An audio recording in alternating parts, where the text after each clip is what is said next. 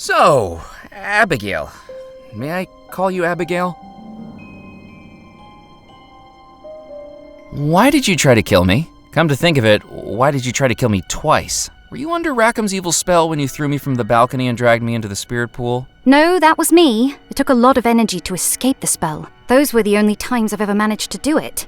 But it needed to be done. So you tried to kill me on purpose? I wasn't trying to kill you, Murphy. When you came into the house, I knew what you were trying to do. Summoning the ghosts. And in doing that, you'd free Rackham. I was trying to stop you, to save everybody. I was the threat? And pulling you into the spirit pool? Once you'd done that damned foolish deed, I knew we needed you in the house to fix it. So I brought you here. I was never trying to kill you. Oh, I see. I guess we had a slight misunderstanding. What were those faces I saw through the broken glass? Those are the faces I've seen every minute of every hour of every day for the last 33 years. Those are his punishment. I don't know how he does it, but it's like he can control your dreams and your nightmares. He can manifest images in your mind that don't exist, no matter how much you want to stop them. Nightmares? So he's the one that the locals have seen wandering the house. He was the only one who could, but until now, he could never leave the house, only manifest projections of himself beyond the estate. Like appearing to Dr. Moray as Aloha? That's right. Rackham was never Aloha, but he knew Moray would fall for it, hook, line, and sinker. And now look what it's led to. You're free now.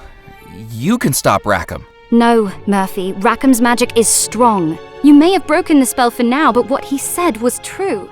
I don't know how long I can hold out before the curse takes hold of me again, but it will happen. I can already hear them laughing.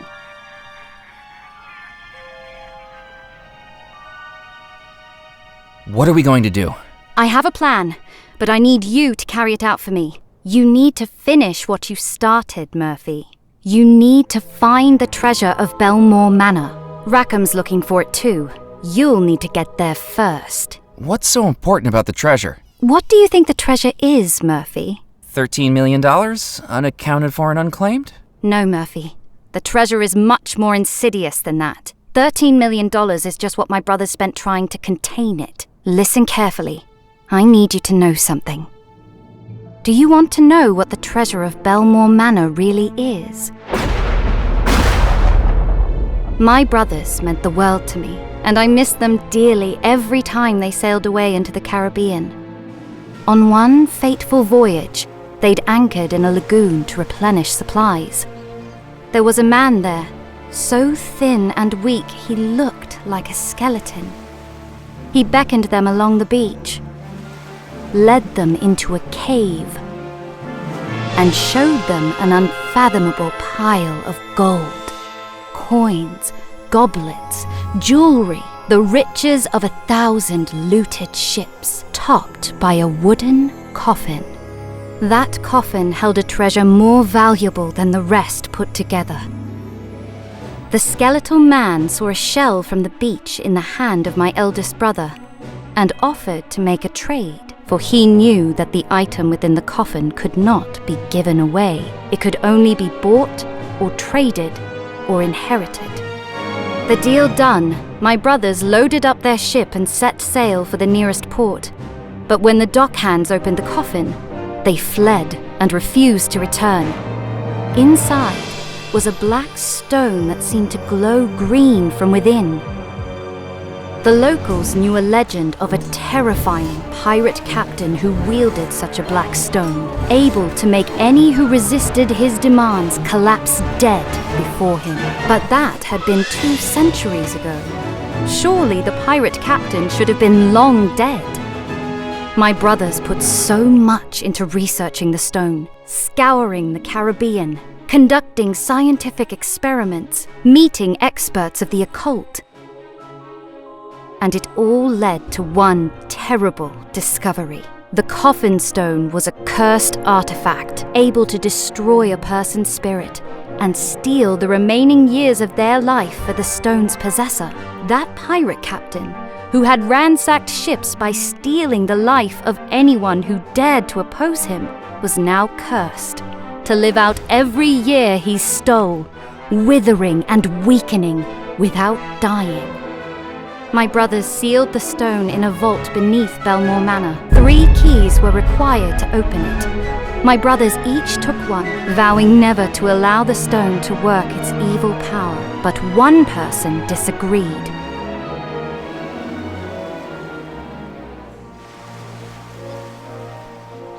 He had seen the stone and knew what it could do. The ship's first officer, Rackham. And now, he'll stop at nothing to get it, murdering my brothers, enslaving me, and killing you. This isn't quite the treasure I expected to find. Murphy, the treasure isn't $13 million.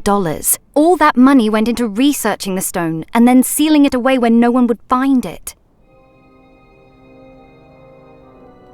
This fireplace is the entrance to the vault where it's hidden. You see the keyholes concealed in the mantle? We'll need my brother's keys to open it.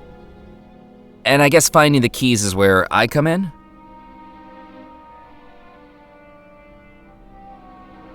How do I even start looking for your brothers? You need to speak to Madame Planchette. She helped my brothers years ago, and now she might be able to help us too. Who's Madame Planchette? An old friend of the family my brothers brought to our house to help them. Some people call her the Parlor Witch.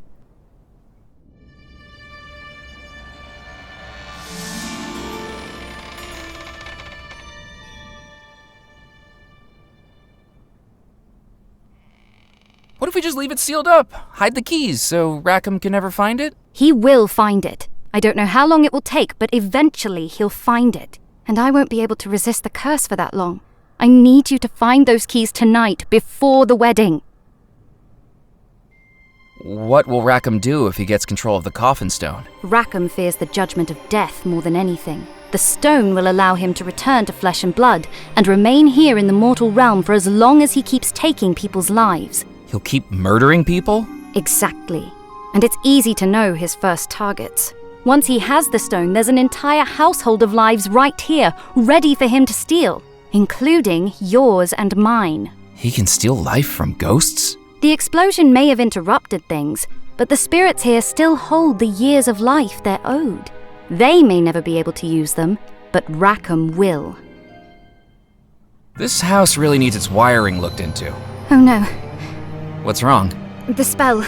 It's coming over me again. Listen, as much as it frightens me to say it, I think Rackham might be right. Everything I do is making it harder for me to resist the spell. I don't know if I'll be able to break out of it again. I need you to do this for me, Murphy.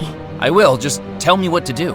Madame Planchette will be the first step of 3 journeys you'll need to undertake. 1 for each of my brothers, each finished only by reclaiming their key and placing it in this fireplace. I won't stop until I've done it, Abigail. I will beat Rackham to the treasure.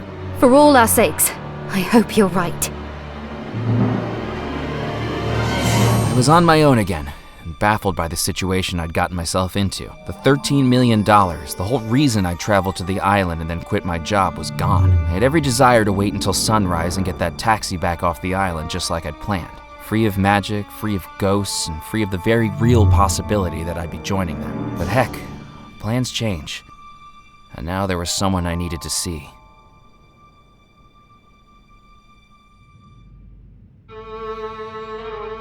May I help you? Excuse my intrusion. Abigail Belmore told me to find you. She said you may be able to help me find her brothers. Murphy McCallan, come in, come in. Sit yourself down and let me introduce myself.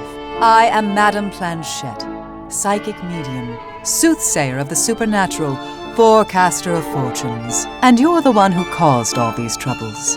Am I right? Things kinda got away from me. And now, we need to get them under control. Now, how precisely can I help you?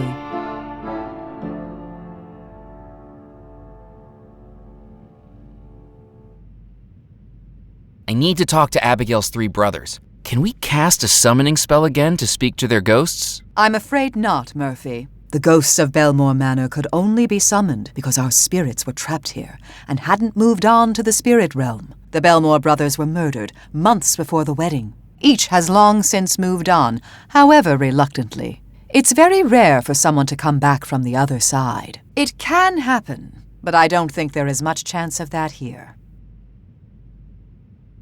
How can we make contact with the three brothers? We need to conduct a seance for each of the brothers, a way to contact them in the spirit realm and learn how and where they were killed. But each spirit is attuned differently. I will need you to gather some objects in order to contact them. What do we need to contact Yardley Belmore? Yardley was a man of leisure, accustomed to the finer things in life. As his portrait shows, we must read tea leaves to contact him. You must bring me a used teacup. What do we need to contact Xavier Belmore? Xavier was a man of the world, a traveler across the globe. As in his portrait, it is a globe that we will need to contact him, but one made of glass, a crystal ball. What do we need to contact Cecil Belmore? Cecil was a man of letters, skilled with the written word. Like the papers you see in his portrait, to contact him, you must bring me a spirit board, a sheet of letters through which Cecil may communicate.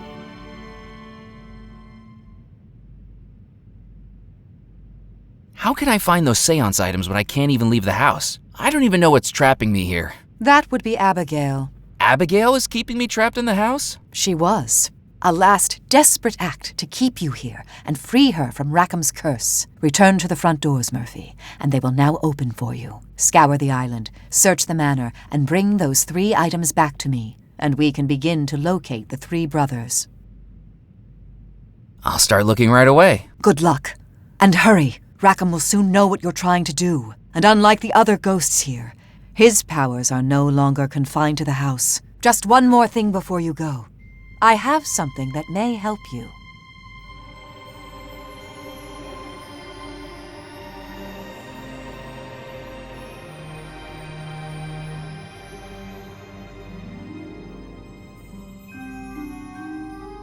A necklace? What can I do with this? Return it to whom it belongs. Now go. You do not have much time, and yet the mysteries of our entire island await. It was time to test what Madame Planchette had told me, and see if I really could leave the house.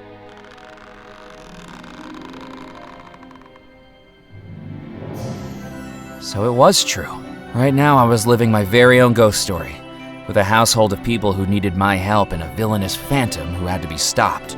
With Belmore Manor unlocked, the entirety of the house and island were now mine to explore. Somewhere out there were the Belmore brothers' 3 keys. My first task, to gather a crystal ball, a spirit board, and some tea leaves.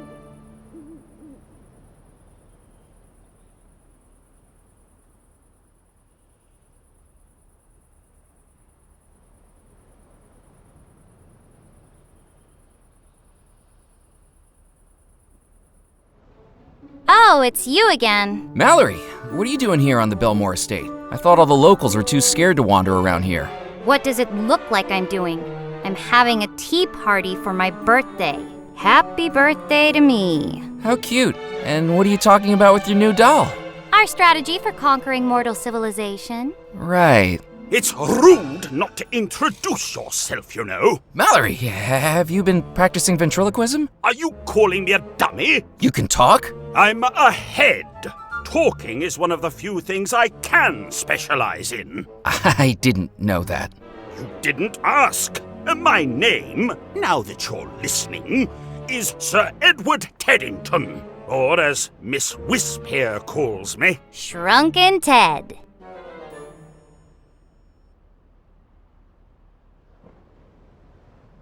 You're not doing very much tea drinking at your tea party. I couldn't get a handle on the physiology of it. No arms, hands, or esophagus makes this a little trickier than it used to be. And I am drinking it.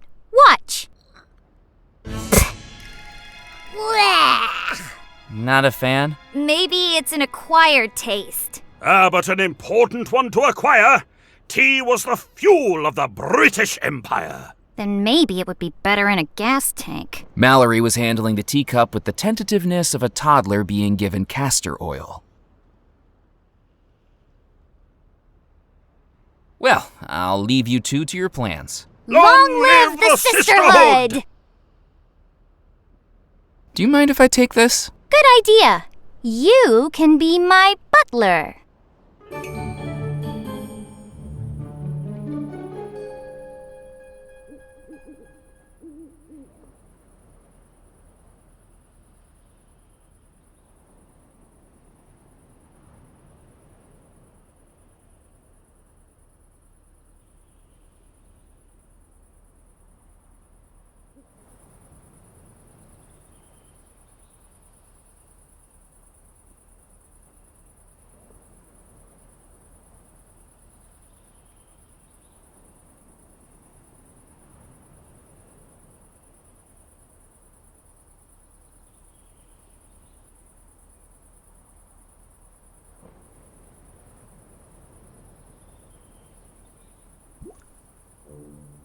I dunked the teaspoon into the molasses.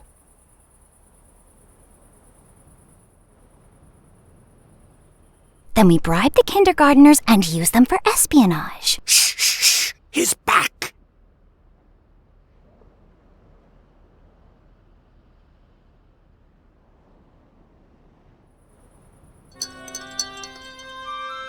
What did you just put in my tea? Try it now. Careful, Mallory. It could be poisoned. Does this dope look smart enough to brew poison?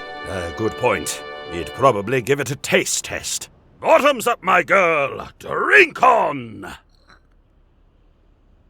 Mmm. Hey, that tastes pretty good. I thought you'd like it. Sure did. I drank the whole cup. Let me clear this away for you. Good, butler. You shall be spared the dungeons.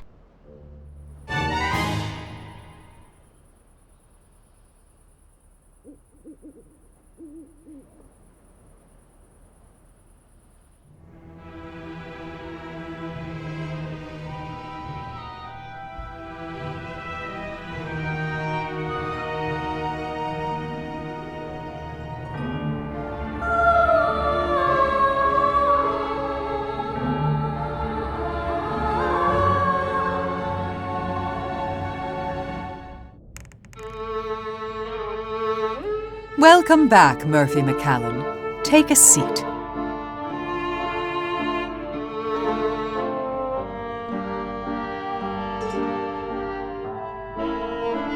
I've brought you the tea leaves.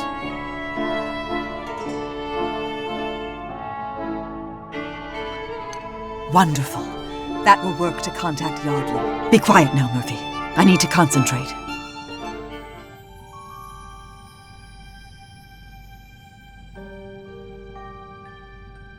Yardley Belmore, heed our plea. Where was your life stolen from thee?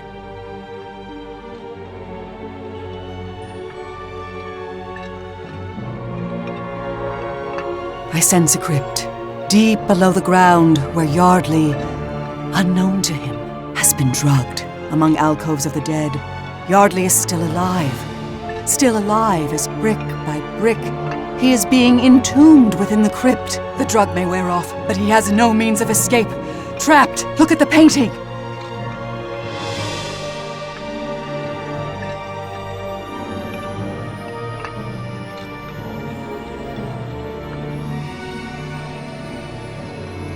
Yardley's body is still bricked up inside that crypt. The sanctuary crypt. You must find a way inside. There is a tunnel, once used for safety, but now used for salvation. Something in Yardley's bedroom will help you.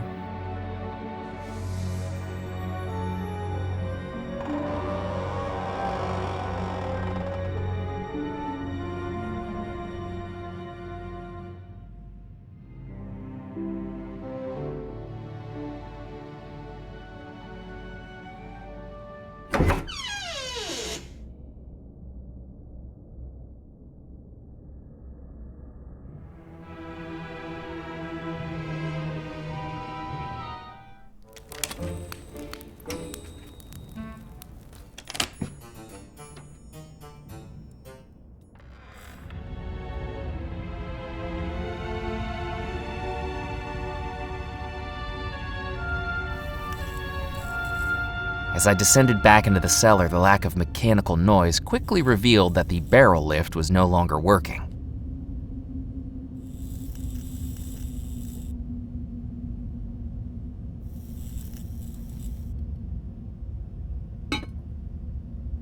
I took the chamber pot back off the machine.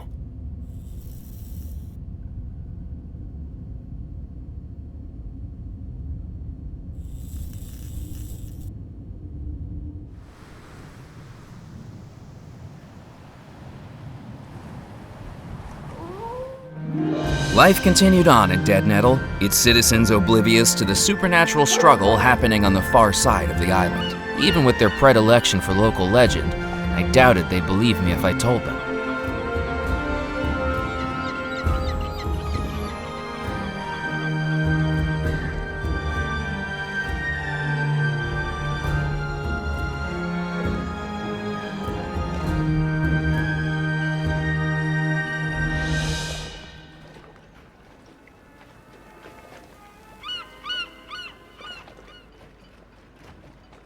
The puppet show hadn't started yet.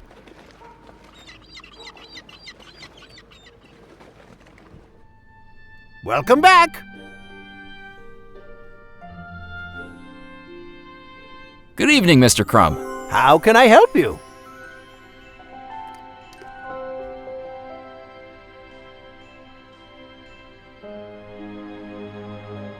How's business tonight? You're not a millionaire with an enraged fiancé, are you? I'm not, no. I didn't think so. Then business tonight is about as lively as a snail drinking decaf. The only other customer I had in here tonight was more interested in the provenance of fossils than the shiny stuff. Booked a private viewing, and then didn't buy anything. Can you believe it? The first time in weeks this shop gets a private viewing, and all they're interested in is bones. You sell fossils, too? I sell all the treasures of the earth. If it's under the ground and I can sell it, I'm interested. I hear Burke and Hare had the same philosophy.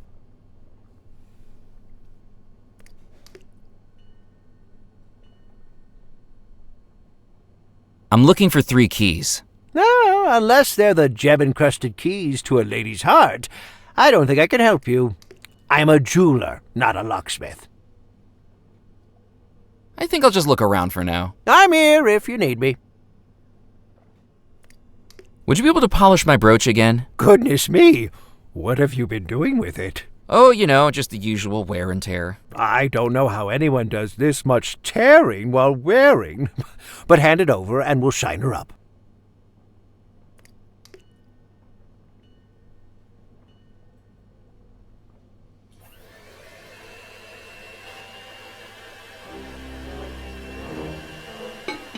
With Jasper distracted, it was time for his fish to move into its new porcelain throne home.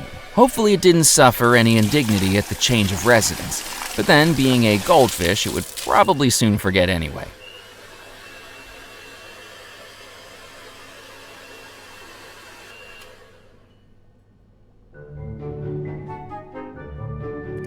Here you go. I've wrapped it in a little tissue paper this time so it doesn't get dirty again. Thank you. But really, sir, this many polishings in one night might be approaching my limit. I certainly understand the appeal of a good flash, but I don't know how many more times tonight I can cope with this.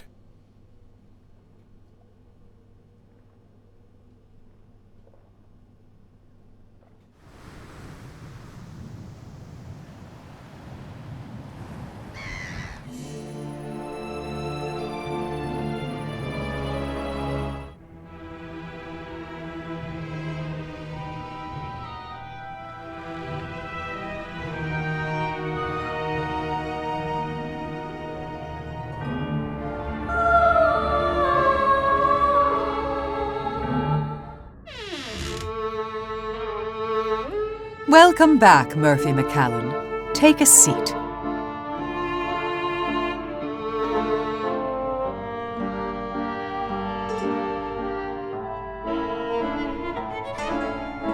Will this work as a crystal ball?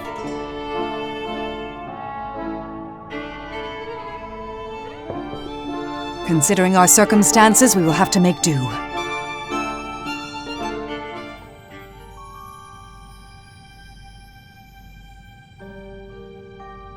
Xavier Belmore, hear our cry! Where does your mortal body lie?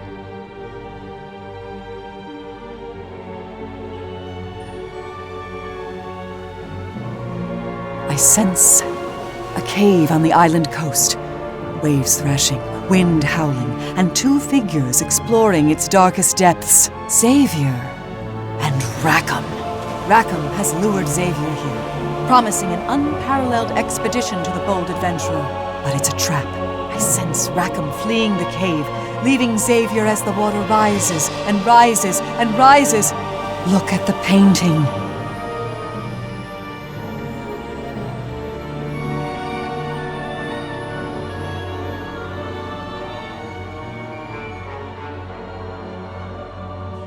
Xavier's body still lies in that coastal cave. I feel much danger there, but you must get a boat and cross the sea to reach it. I sense something in Xavier's bedroom might help you locate it.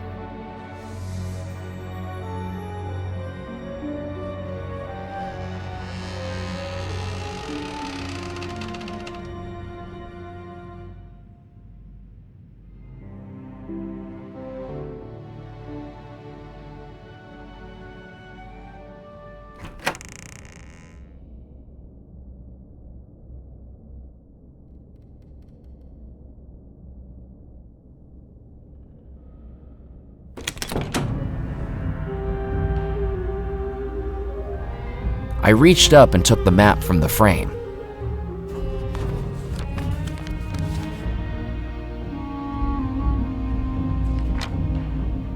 As best as I could tell, this was a genuine pirate treasure map.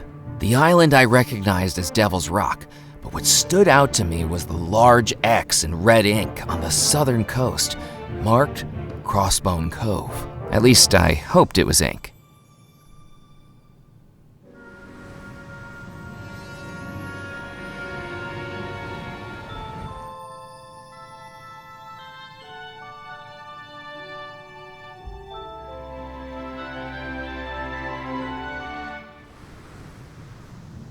Returning to St. Juniper's Church, it was clear by the illuminated windows and the repetitive hum of a newly placed generator that the Rumrunners had made themselves at home.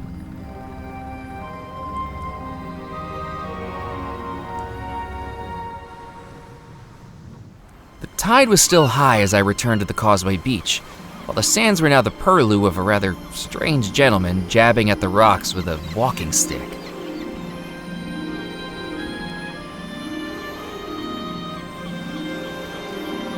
Picked up the vacuum flask from the portable table.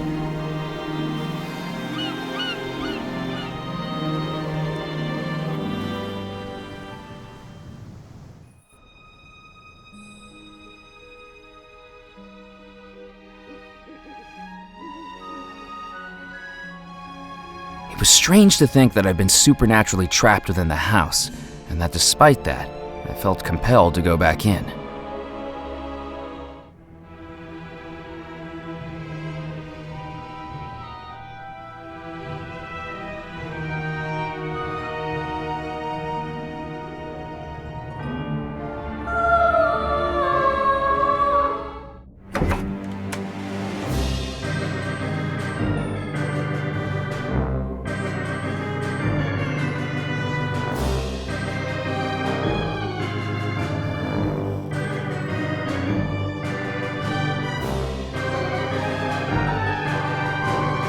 I opened the tap on the gas tank. Nozzles hissed, a cloud of cold mist billowed out, and from the machine came a smattering of dry ice.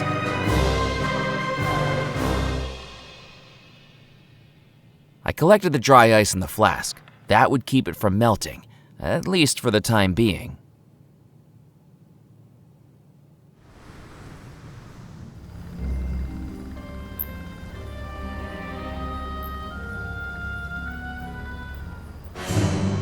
Musket! Did you hear that? Will you stop twitching, Morris? You're making me nervous. Sorry, boss. I just don't know if we should be doing this. Doing what? Using a church for Morally dubious activities. Theology lays out pathways.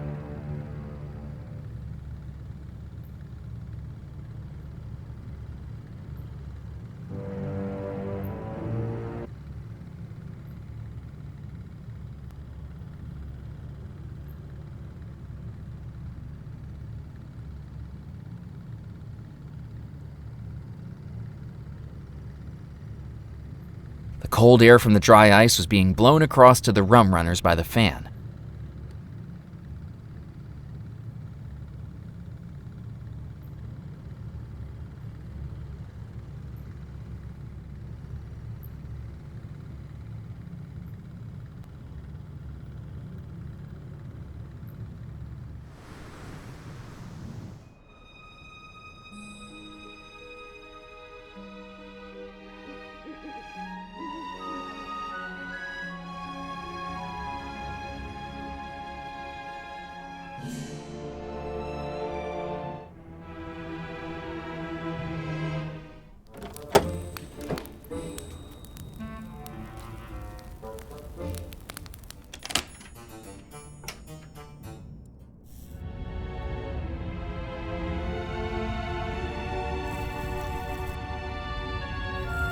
Looking at the fuse box, it was clear to see why the barrel lift no longer moved.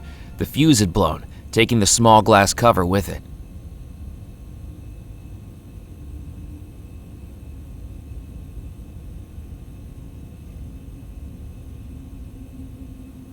With questionable regard for my own safety, I pulled the damaged fuse from its socket.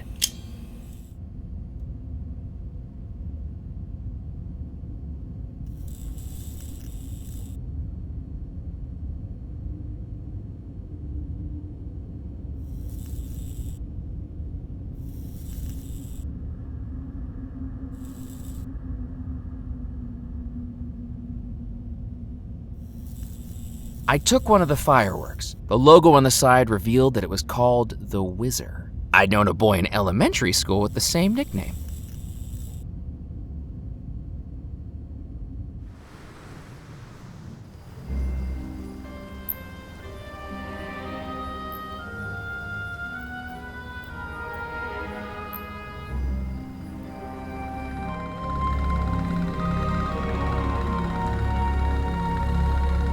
If flickering lights were what would scare the Rumrunners, it was time to do some rewiring.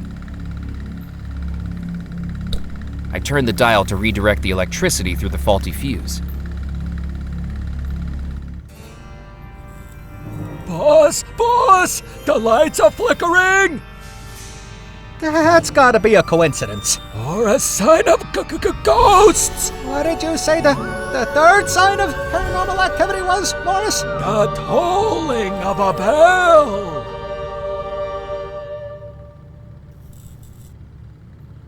If the tolling of a bell was the third sign of ghostly activity, it was time to ring in the witching hour. The bell! A chill in the air. Flickering lights. The tolling of the bell. Do you think it's... Ghost! Run for your life!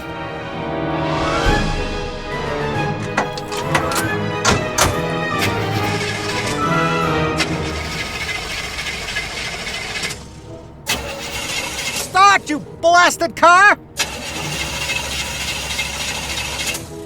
Why are we not moving, Musket? Because out of that long line of automobiles on Delancey Street, you decided to steal something less reliable than a politician's promise! Start, you rust bucket! It started, Musket! There we go! And now, we floor it!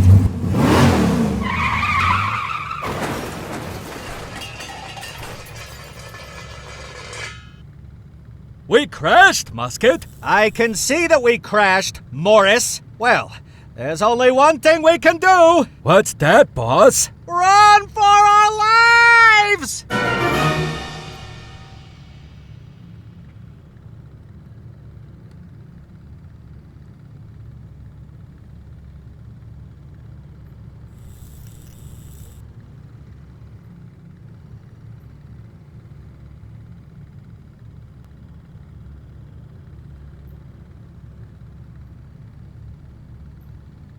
The window is even more beautiful in person, adorning the altar below it like a crown. And that's when I noticed something. Below the window was a cross-shaped indentation in the wood that made me think something was missing. Taking the book, I realized it was an old Bible with a thicker layer of dust than a nudist's summer wardrobe.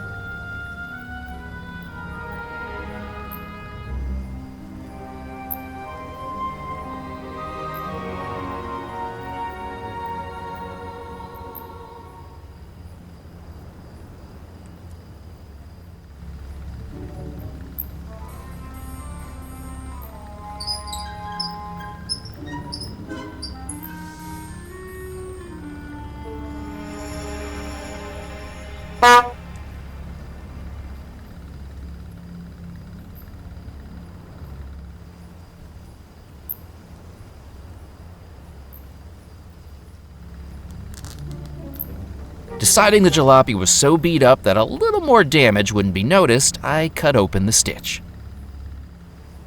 I pulled the spring from the ripped seat cushion.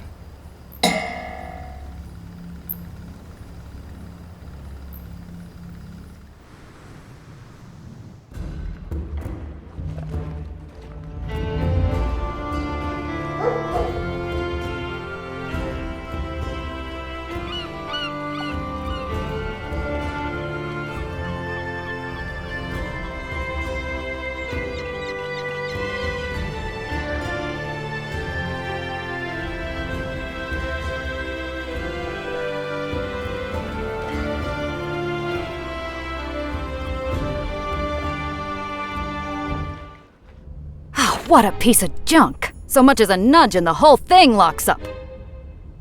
Work, damn you!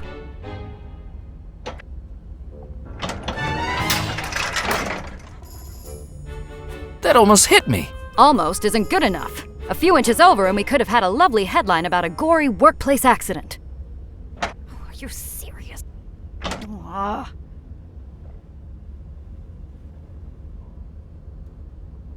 Maybe this will help?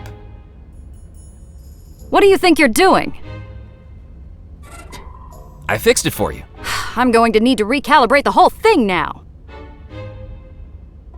No need to say thank you.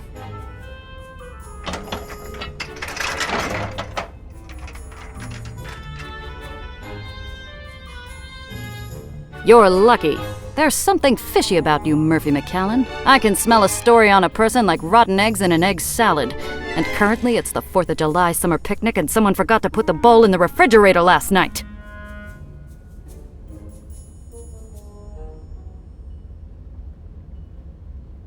I picked up the freshly printed sheet of paper.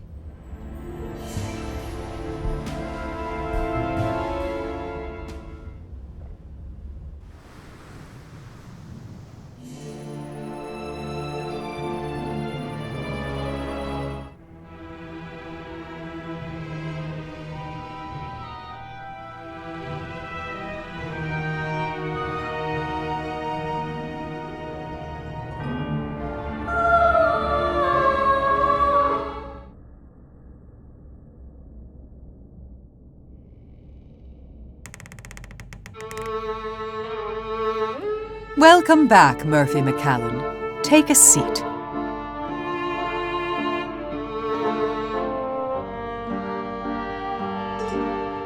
I found something that could be used as a spirit board.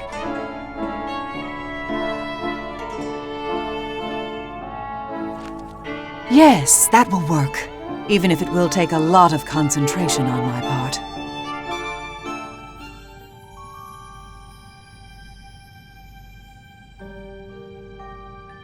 Cecil Belmore, we now implore, where do you rest forevermore?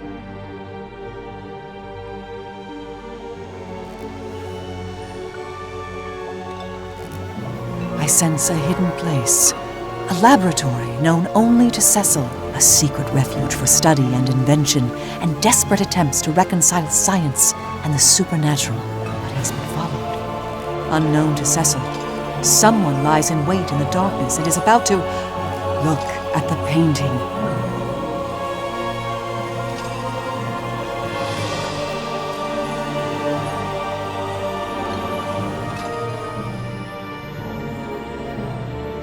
Cecil's body lies in a hidden laboratory, and you must find it. Cecil never told anyone where he conducted his work, but in happier times he created a treasure hunt for his brothers, were they ever to seek him out. That is your lifeline, Murphy. Follow the trail of clues to reach that laboratory. I sense the first clue lies in Cecil's bedroom.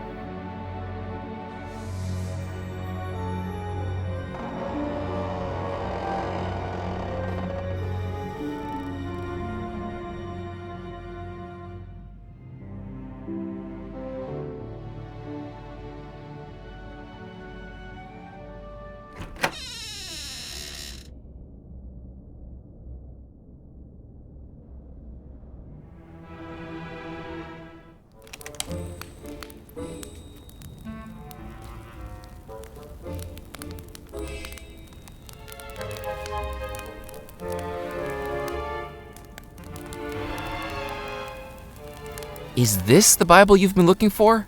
My word, that it is, my boy. Oh, where did you find it? Fallen down the side of a cabinet back in St. Juniper's church.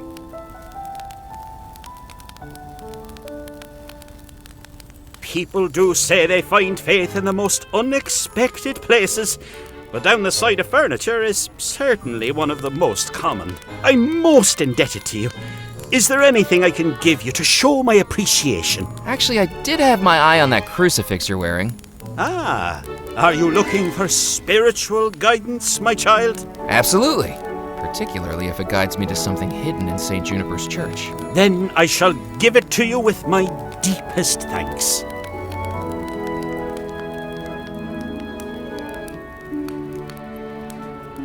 Let it guide you to where you want to go.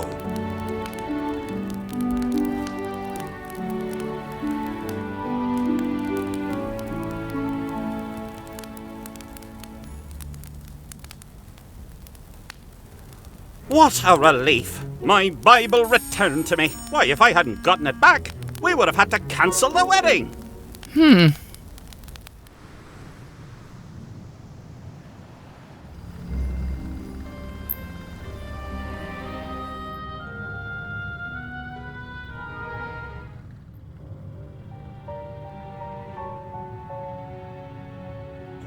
The crucifix slid smoothly into the indentation, like the final piece in a jigsaw puzzle.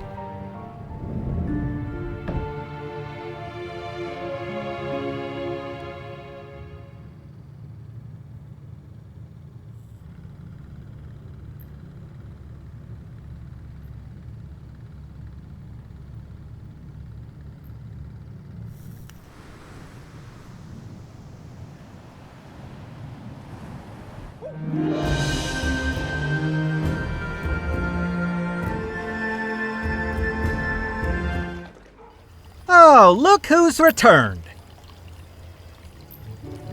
Good evening, Felix. Remind me, did you say your name was Captain Knott? My pseudonym, that's right, for marketing purposes. Because I've been doing some research in the club archives, and it seems as though we already had a Captain Knott as a member about 10 years ago. That would be my father, Captain Knott Sr. I'll pass on a hello next time I see him. 42 years as a captain, sailed each of the 7 seas.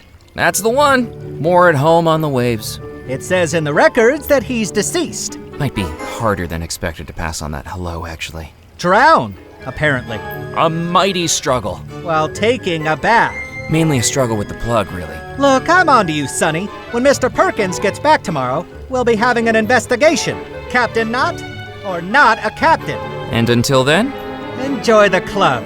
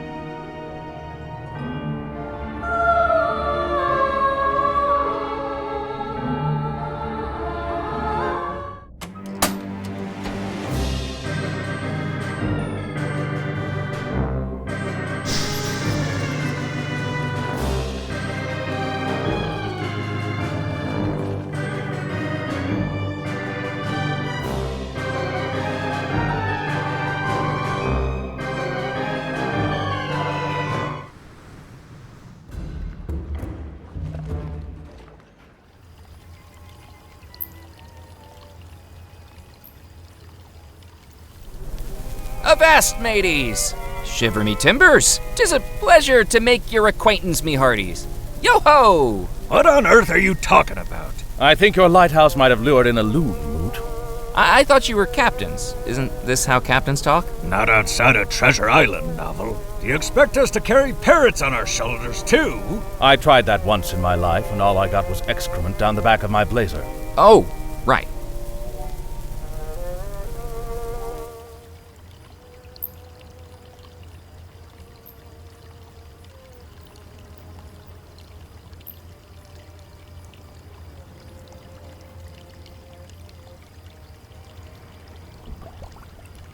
I filled the bottle with water from the fountain.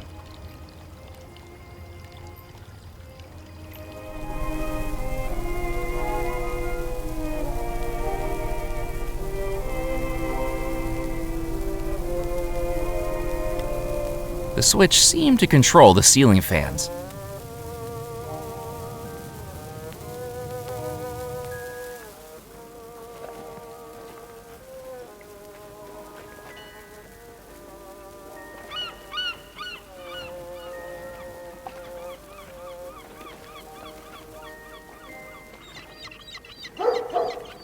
Empty of flowers, I could see that the window box was securely attached to the club's masonry.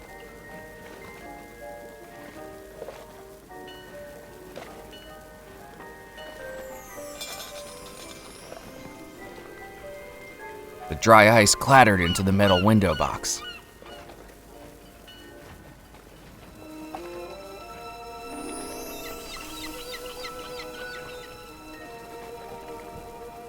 I poured the contents of the bottle onto the dry ice, and immediately it started to evaporate, filling the area with mist.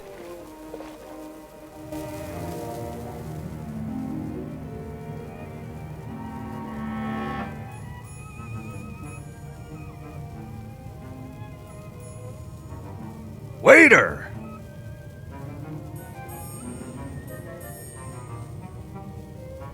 I'm not a waiter. Do you know how to work a lock at least? Sure I do. Right. Well, the fog's coming in, and someone needs to switch on the lighthouse light. I would do it myself, but that fort's danker than the inside of a sailor's trousers. Use this key to unlock the gate, then turn on the light with the switch on the ramparts. Think you can handle that? I'm on it.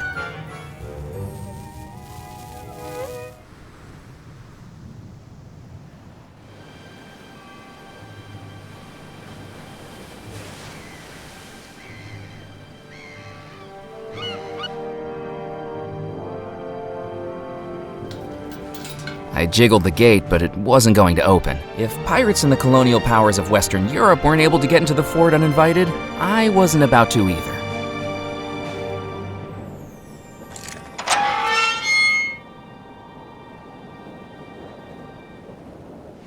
From the fort ramparts, I had an unobstructed view across the entire southeastern coast of the island. Cliffs and crags, waves and water, and an endless horizon.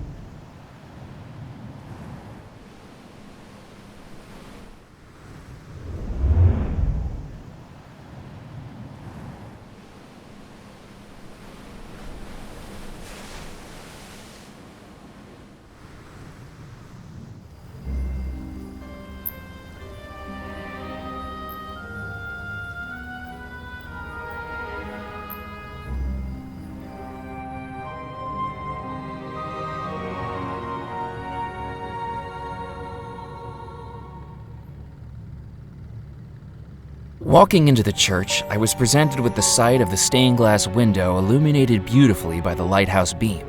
They lined up perfectly.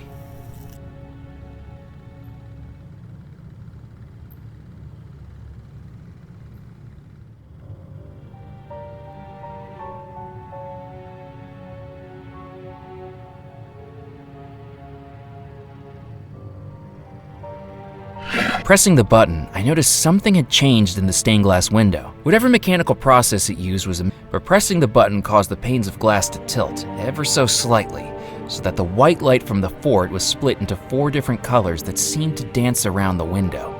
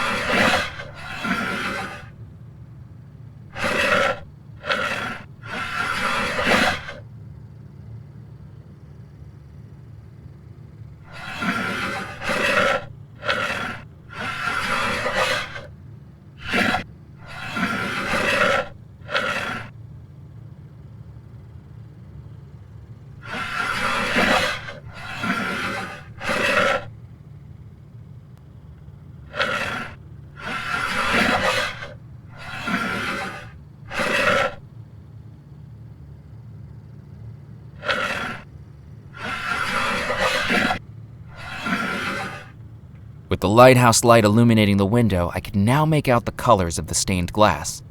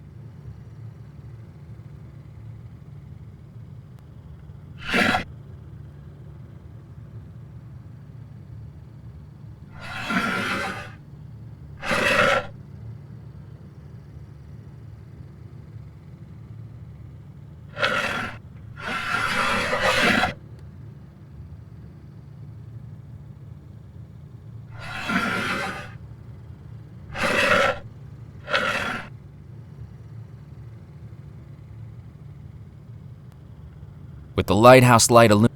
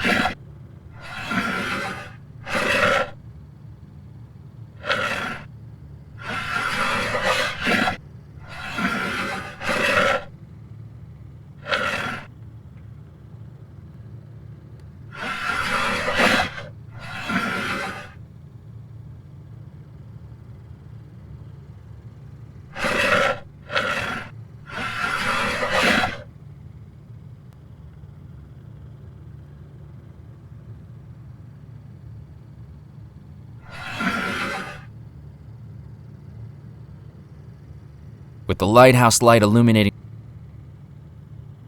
with the lighthouse light illum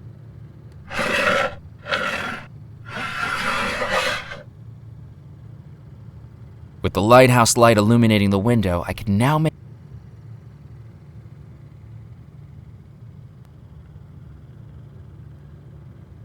with the lighthouse light illum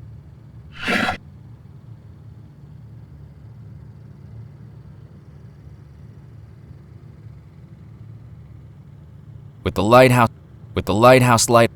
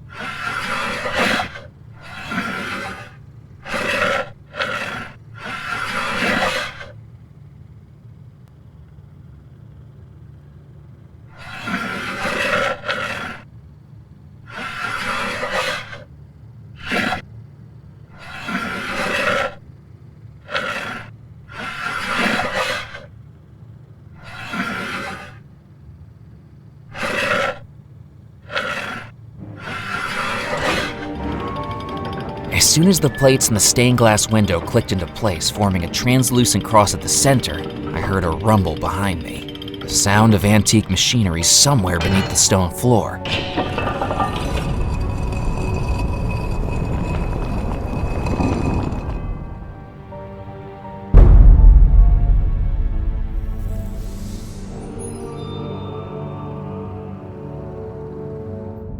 The uneven stone staircase descended beneath the church into a dark, narrow tunnel. The passageway twisted far away from the church, finally emerging in a round room lit only by a pale shaft of moonlight filtering through a narrow hole above. Tombs surrounded me in solemn silence. I had found the sanctuary crypt.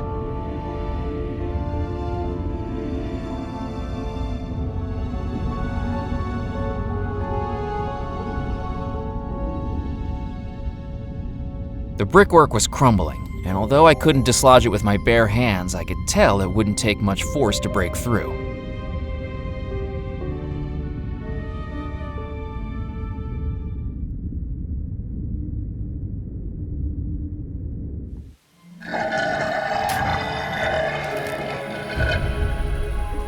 As I stepped across the stone threshold of the crypt, it struck me that I was the first person to do so in decades. Footsteps that Yardley never had the chance to make.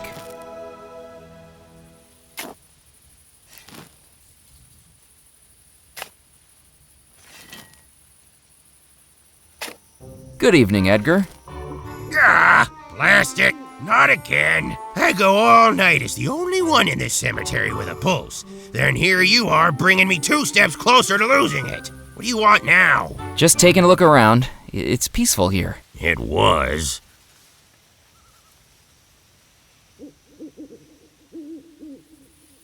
What are you digging? I thought the cemetery could do with a swimming pool. Put out some deck chairs, maybe a tiki bar. What do you think I'm digging? Another grave! Who's this one for? Reginald Goff. He was the state executioner in the next parish over. How did he die? His last convict was a bit nervous about being executed by the electric chair. When Goff asked him if he had any final requests, the convict asked if he could hold his hand for support. Shocking. Then I've got Marigold McGee to deal with before I can clock off. That'll be a headache.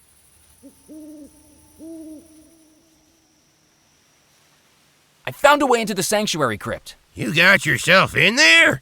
I thought that place was closed up tighter than a jar of pickles dipped in superglue. I certainly did. The pattern on the entrance was a clue to a secret passage from the church. Well, I'm envious, Murphy. That's the kind of place I can only dream of ending up. A dank old crypt? For some, but I see a nice, quiet atmosphere.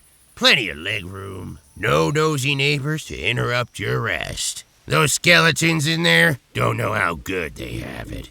It's only us living folk who can actually appreciate it. In my opinion, death's wasted on the dead.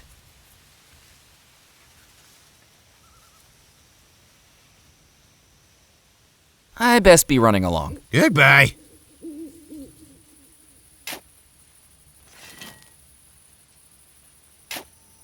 Good evening, Edgar. Ah!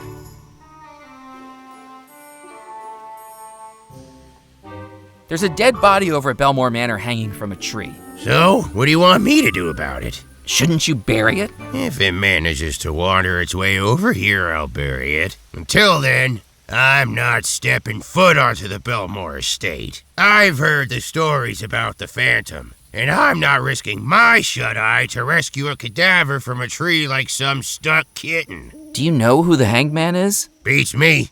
But from what I've heard, it's been there ever since that wedding night. What's so difficult about Marigold McGee? She asked for her remains to be scattered across the island. That doesn't seem so bad. The problem is she didn't want to be cremated. Has the cemetery been here long? This cemetery is the whole reason Devil's Rock is populated. Back when the mainland was first settled, they used to ship off the bodies of undesirables to be buried here. The criminals and paupers. St. Juniper's Church up on the hill was one of the first structures here, along with the fort. So that's what this place became. A cemetery island.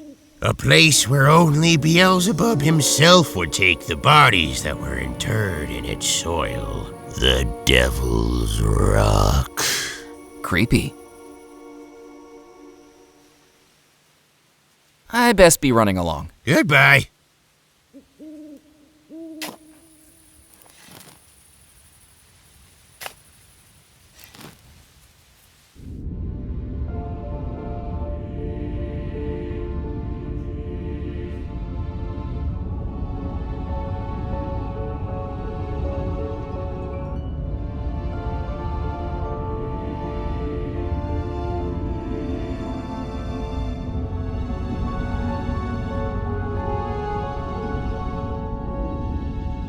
The brickwork was crumbling, and although I couldn't dislodge it with my bare hands, I could tell it wouldn't take much force to break through.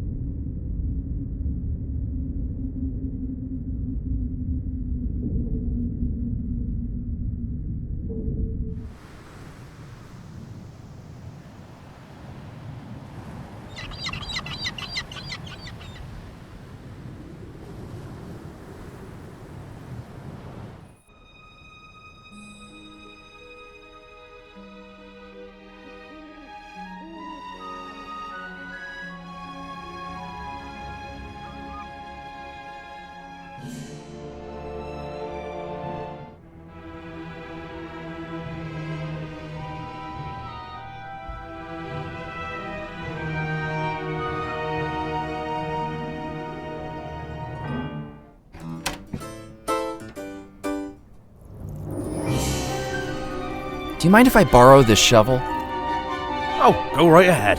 I already dug up those naughty thorns. It's funny, even when things are dead, they can still cause trouble. Just look at us ghosts.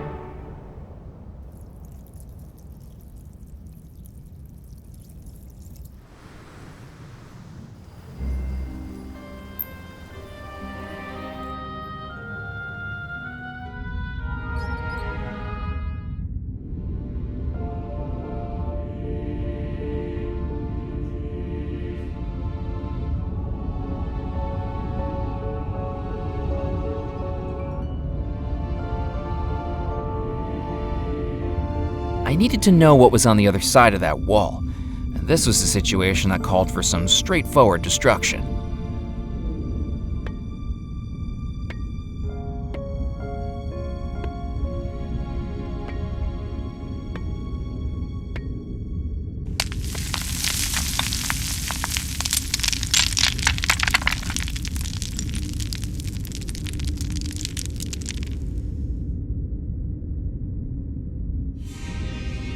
You're free now, Yardley. He can't keep you imprisoned anymore.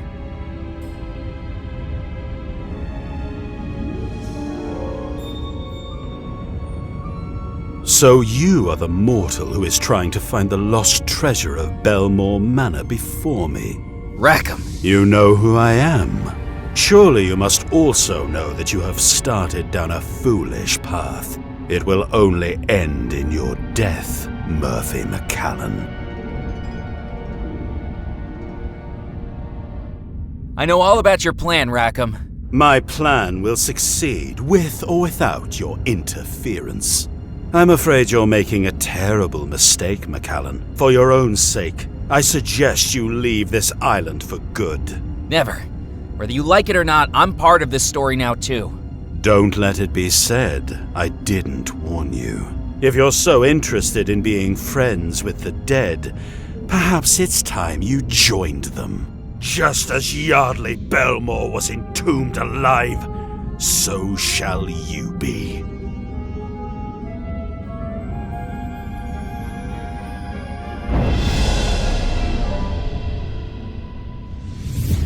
Rackham's spell had transported me somewhere I couldn't immediately place. I was lying down, my arms pinned to the side of me, my hands only able to feel the grain of the wooden boards to the sides and above and below me. And then I heard the noise. Something thudding on the boards above me. That's when I realized I was being buried alive.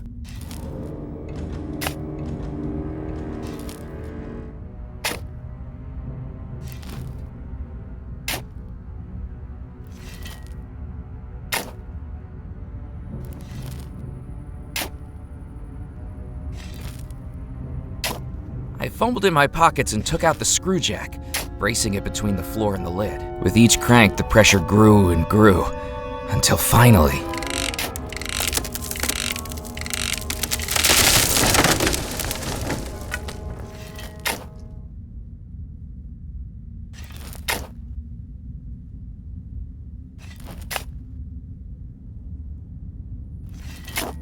Hey!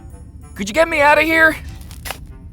Murphy? What are you doing down there? Trying to not be down here. I'll go fetch a ladder. Don't go anywhere. Where do you think I could go?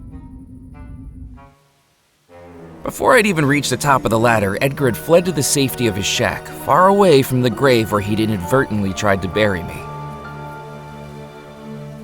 But one good thing had come out of it. Now I had Yardley's key.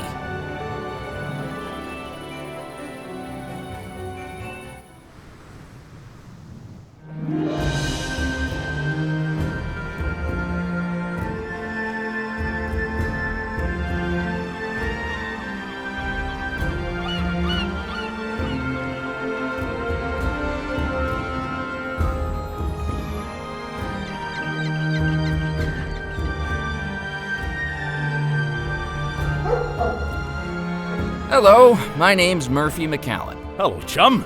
Looking to hire a ferry? Maybe? Then come set sail with Crab McCready, when a ferry's really what you needy. Crab's breath hit my face like a custard pie, a cloud of air reeking of cigarettes and stale beer. Look, here's a promotional flag, so you can keep me in mind. I'll treasure it. Now, I can take you anywhere on the coast. Where are you looking to head to? Do you have a partner or an illicit liaison in mind? I do a very romantic sunset cruise. Is this your ferry? It looks like it's held together with spit and glue. That's right, but rest assured, my spit is remarkably viscous. You find yourself aboard the Creaky Crab 2. I am her captain, Crab McCready. I get most of my business ferrying over to the mainland when the tide's covered up the causeway. I'll talk to you later. Goodbye.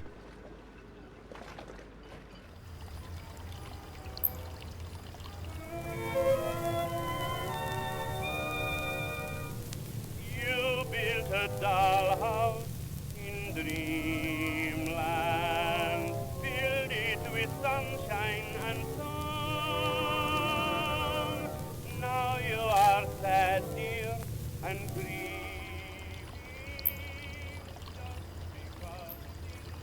These are complimentary matchbooks for members only. I am a member. Oh, yes. How silly of me to forget.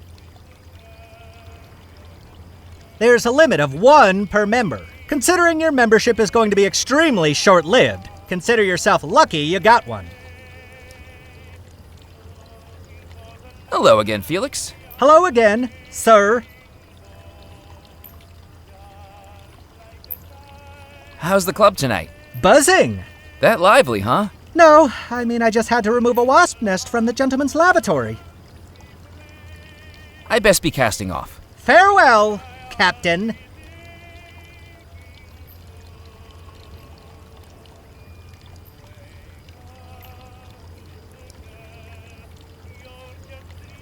I had nothing else to say to Felix, and I doubted he had anything to say to me.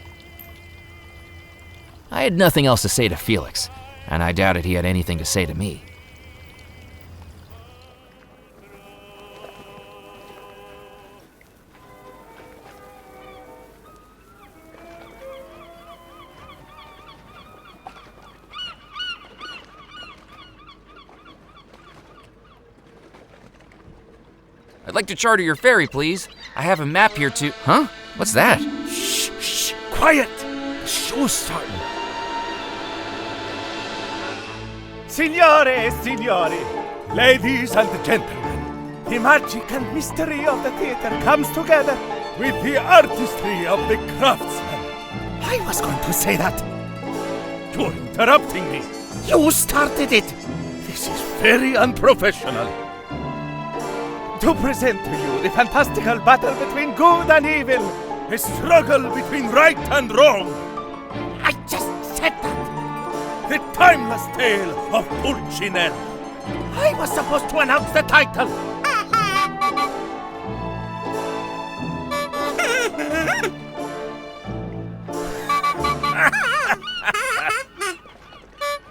Perhaps it was the piratical air that brought to mind the mimicry skills of a parrot. If a pretty Polly could do it, maybe I could give it a try.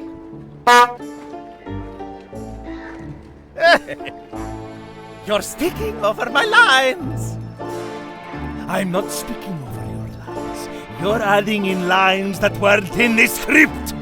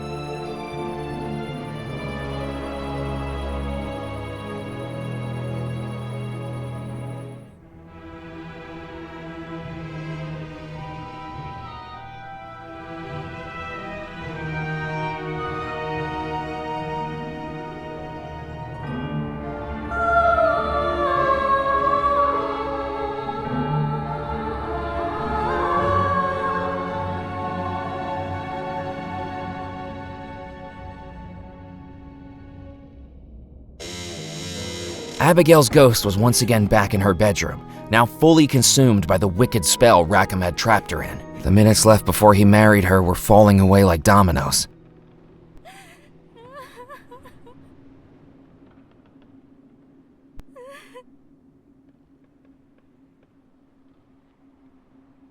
The necklace I was carrying exactly matched the one around the neck of the bride's reflection. This must have belonged to the sailor.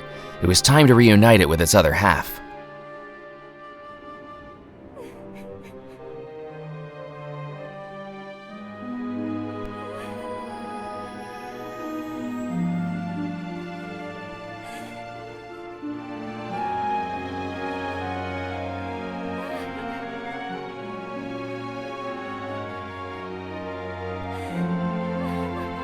As the reflection disappeared back into the mirror, I looked at the dresser and saw that something had been left behind.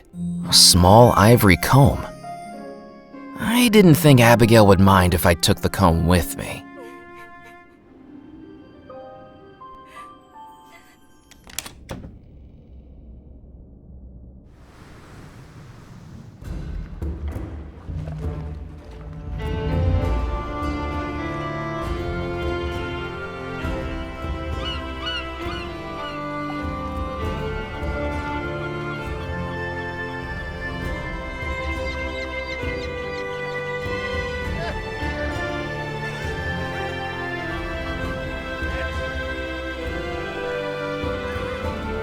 Remembering my childhood days, I wrapped the tissue paper around the comb to form a rudimentary kazoo.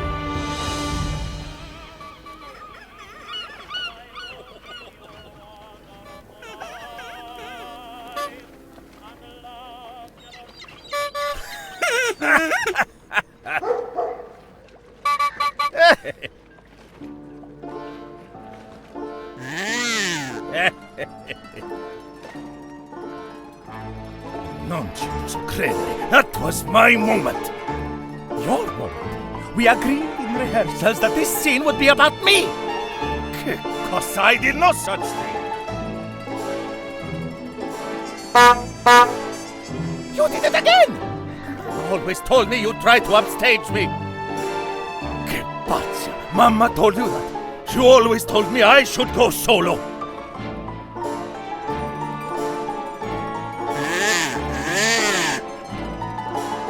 Right, that's it. I quit. You quit? I quit first. You'll never work in this town again. Work in this town again? We only arrived this morning.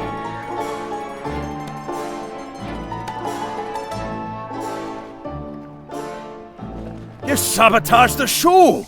Oh, I'm sorry, I was just... That was hilarious. I liked it when the puppets fight, but I love it when it's the puppeteers. Glad you enjoyed the show. Could I borrow those instruments you used?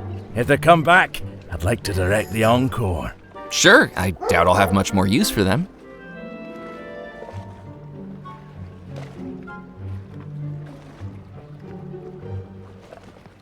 Hello again, Crab. Hello, Murphy. I'd like to hire your ferry. Sure. Give me a map of where you want to go and I'll see if I can get you there. I'm the best ferryman this side of the Gulf. From Baton Rouge to the Bermuda Rectangle. I'm your man. I thought it was called the Bermuda Triangle. Well, sure it is now.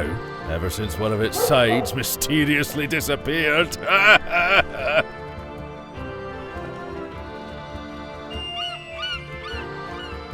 Are you a member of the Captain's Club? Oh, they banned me, those pompous buffoons. That Felix is full of himself. What happened? There used to be a club parrot called Squawkin' Hawkins, until he was taken away. Bird-napped, I'd say. See, I'm a big bird lover. They're very intelligent creatures, and I used to try to teach him poetry. Well, Felix Greer wasn't having none of that. I think he was getting jealous that the bird had more brains than him. He kicked me out. Well, I got a little upset, like anybody would. Words were exchanged, loudly, and he told me I wasn't welcome back. The cheek of it. Kicking me out when I'm a hard-working captain. That landlubber would get seasick using a washcloth. I'll talk to you later. Goodbye.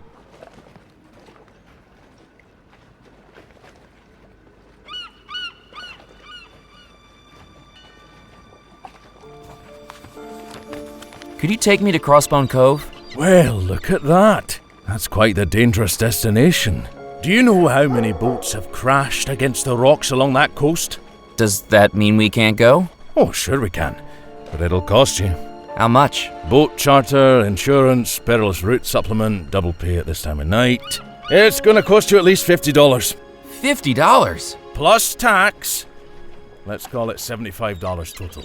75? But listen, I'll give you private hire of the ferry for the rest of the night. I don't have that much. No problem. Just get back to me when you do. As I say it, you've got no other choice. Ain't no other ferry around at this time of night.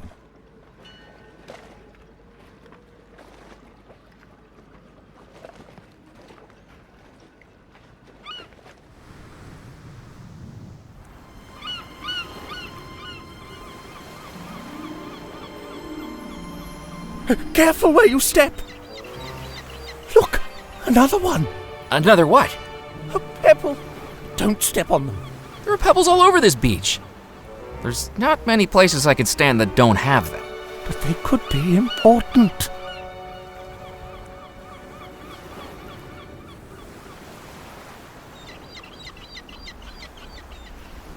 I didn't think he'd be interested in that.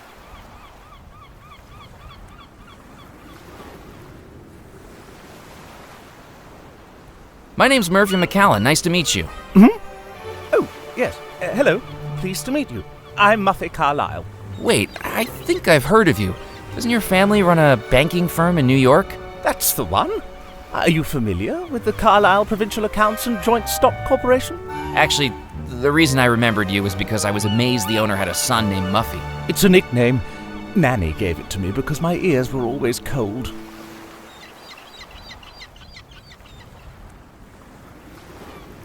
Well, good luck with your search. I'll never give up. That's the dinosaur way. I didn't think he'd be interested in that.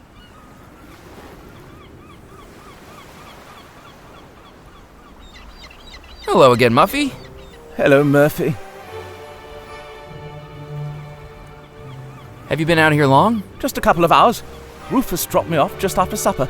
Dropped you off, but the causeway is flooded over. I didn't come via the causeway. I got here on the yacht. You have a boat? The Plucky Plesiosaur. I named it myself. What's so important about the pebbles? It's not the pebbles themselves. It's what's inside them. What's inside the pebbles? Dinosaurs. I'm sorry. I think I'm missing something here. You think there are dinosaurs living inside the rocks? Not living. They're extinct. So I've been told. But skulls, bones, fossils. Oh, you're a fossil hunter? That's right. But this beach seems terrible for them.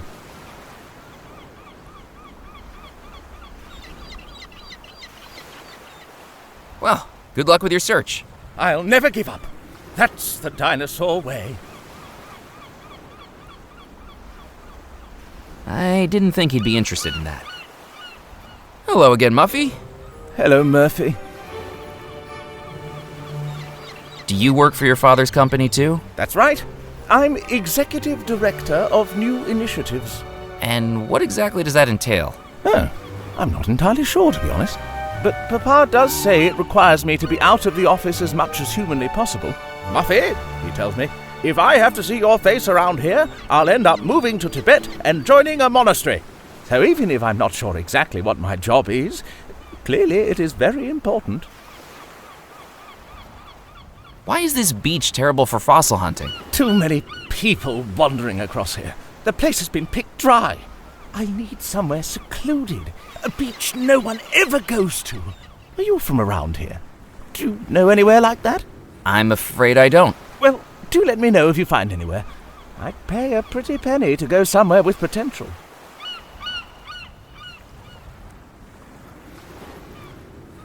Well, good luck with your search. I'll never give up. That's the dinosaur way. Did you say you were looking for a more secluded beach? Yes, that's right. Have you found one? Look at this. Further along the coast is a bay called Crossbone Cove.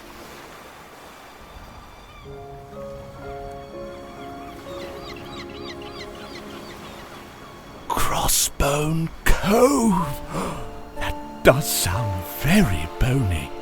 How do we get there? There's a ferryman in town named Crab McCready who can take us to Crossbone Cove.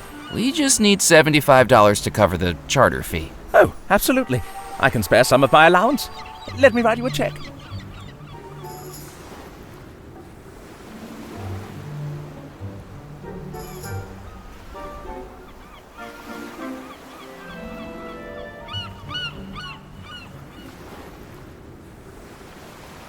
That should cover it.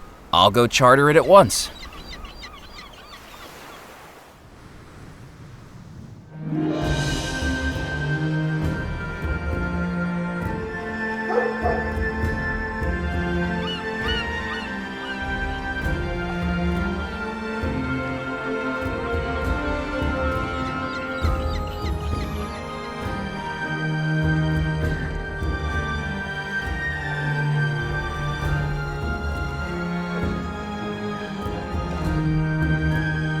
Hello again, Crab. Hello, Murphy. I'll talk to you later. Goodbye.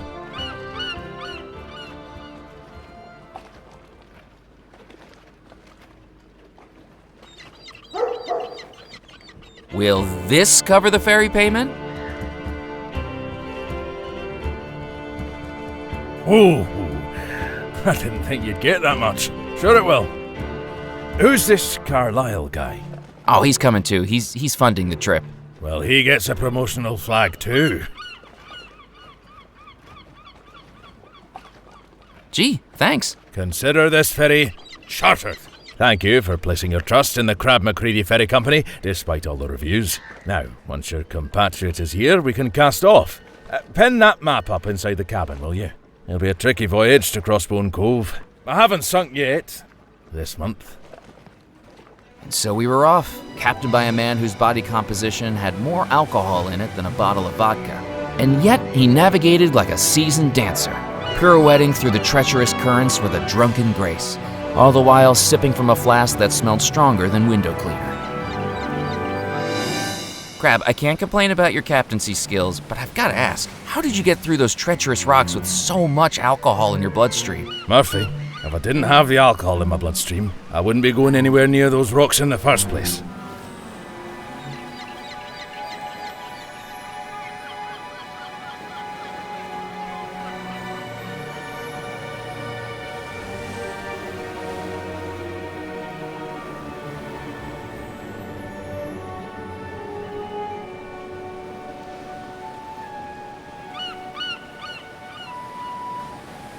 Hey, Crab, what is this thing? There's a cairn. Probably built centuries ago. What was it used for? The cairns were used by pirates as markers. You see, with all these coves and caves along the coastline, it'd be easy to lose track of which one held the booty. So they'd stack up the rocks and put something reflective on top, like a shard of metal from a broken cutlass or a handheld mirror. Then, as they'd sail the coast, they'd shine their lanterns across the beaches, and if they saw something reflect back, they knew that's where they'd hidden the stolen loot. Do you think the cove still has treasure? I don't think so. What's the point of hiding gold and jewels if you don't come back to collect and spend them?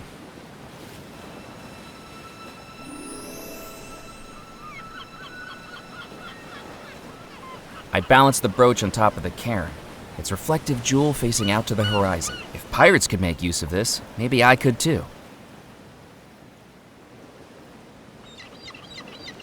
Hello again, Muffy. Hello, Murphy.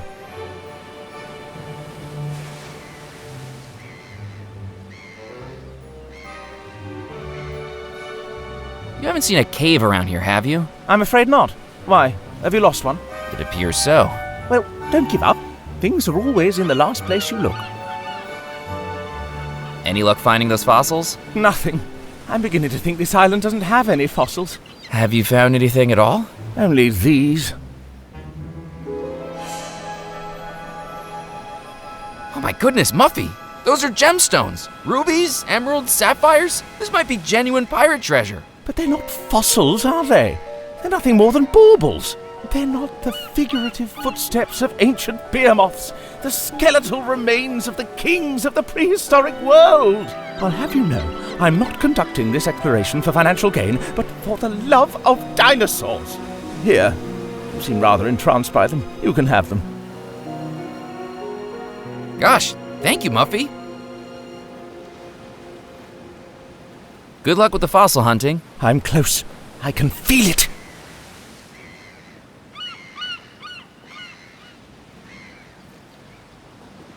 I'd like to head back to Dead Nettle, please. I'll stay here. Come back for me later. I'm not leaving until I find a fossil. That guy's elevator doesn't go all the way to the top floor now, does it? Hop aboard, Murphy.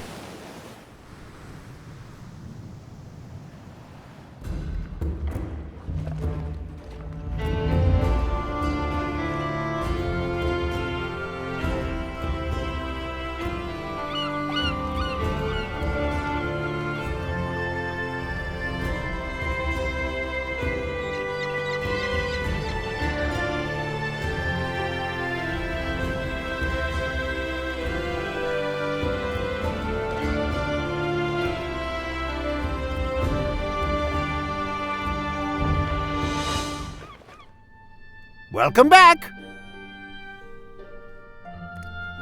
Good evening, Mr. Crumb. How can I help you? Are these fossils for sale? Goodness me, you're the second person today to ask me about them. Let me guess. The first one was a gentleman called Muffy? I didn't catch his name, but he pressed his face up against the cabinet so hard he left nose prints on the glass. Wouldn't stop asking questions about where I found them. Seemed to think they were from here on the island. Didn't have the heart to tell him I brought them all back from a vacation in Grimstone, Arizona. Total time waster. Who was he anyway? Friend of yours? Not exactly.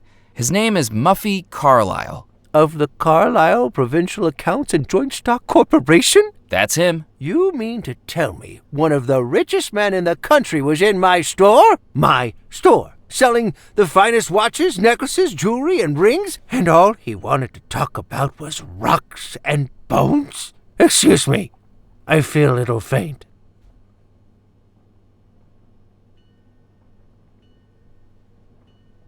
Do you think I could buy a fossil? You certainly can, if you can afford it. Could I take it on account? On account of what? On account of me having no money.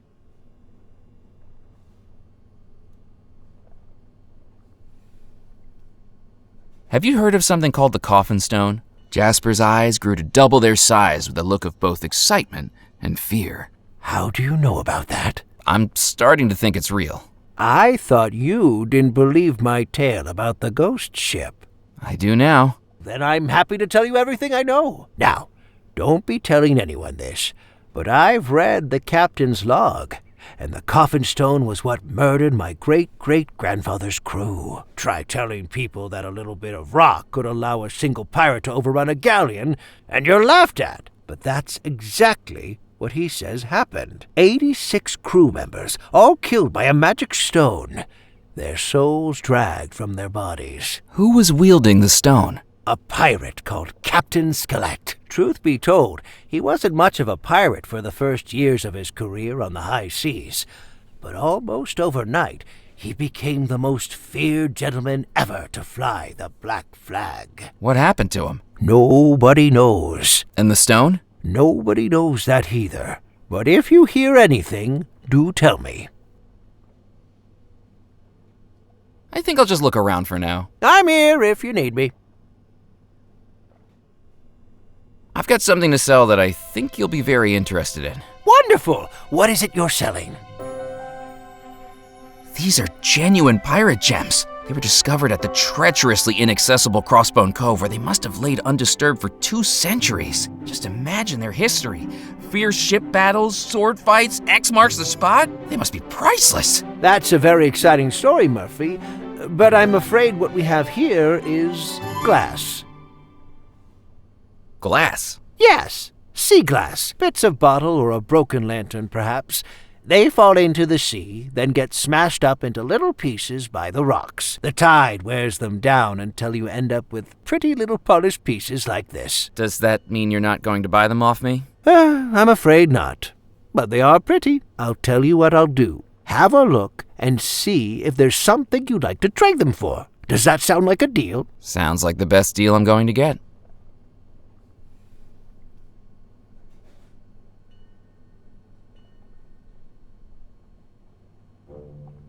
Could I trade the sea glass for one of these fossils? Certainly. I think that's within your price range. Which would you like? The swirly one at the front would be great. Thank you.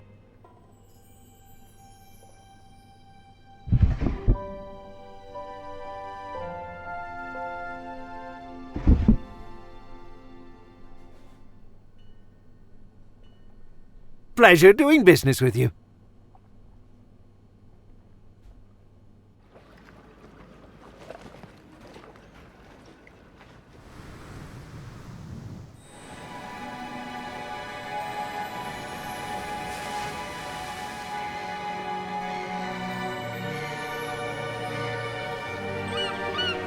Muffy, look what I just found!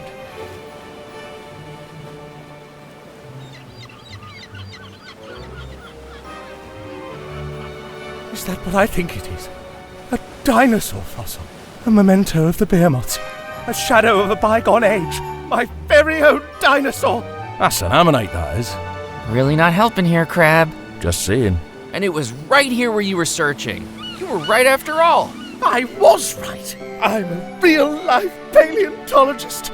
This'll show Papa. Crab, we're heading back to Dead Nettle. Muffy found what he was looking for. Glad to hear it. Step aboard. Where did your friend run off to so fast? I have no idea, but I think we made a childhood dream come true tonight. I am so overwhelmed, I might spew right across the deck.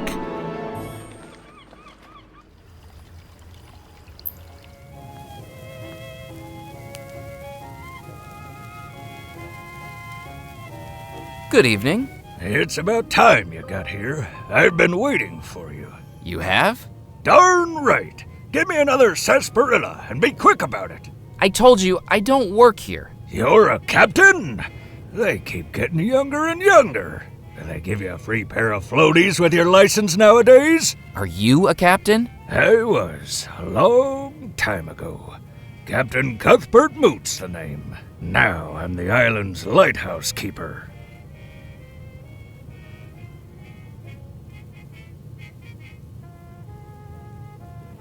I switched on the lighthouse light. Do you want a medal?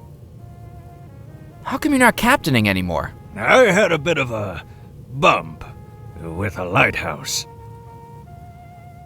If only lighthouses had some way of warning you they were there. The lighthouse keeper's nostrils huffed like a bull about to charge at a matador. After I crashed the ship, I lost my job with the Belmore Trading Company. What's more, I was taken off the Belmore wedding guest list. I've spent one disappointment after another ever since. I used to be a king of the waves. Now I'm a bigger wreck than my ship. I better be off. So long. Good evening. My name's Murphy McCallan. Good evening, Captain McCallan. Captain Gifford Pemberley at your service. That's right, I expect you've heard of me. Master of the Mississippi, tamer of the Tennessee, cuddler of the Colorado. Care to hit the table with me?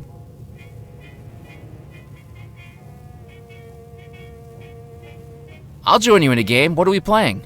Billiards. Should I set her up? It is set up. This isn't American billiards, boy. We're playing English billiards. A fine game which requires only 3 balls. A white for me, a yellow for you, and a red we share. I haven't heard of English billiards before. I learned it when I toured the gambling halls of London back in 1922. It's a game with far more depth and skill than pool or snooker. Points are awarded not just for potting, but by the flair with which strikes are accomplished. More points can be earned with a fanciful shot than by a simple pocketing. So I'm not trying to get the balls in the little holes? Look, I think we might be a bit out of your depth with this. Why don't we keep it simple? The winner is the one who can bounce the red ball off the cushions the most times. I can do that. Then let's play. I'm afraid it'll have to be with dry cues. For some reason, the billiard chalk's gone missing. I wonder how that happened.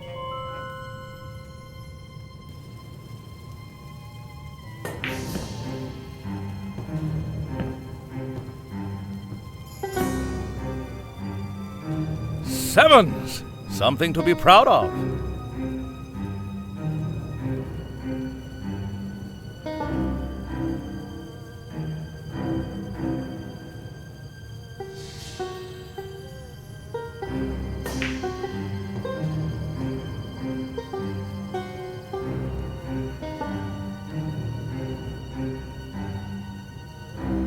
Threes. Too bad, Captain McCallan. It seems my standing as champion of the Captain's Club continues.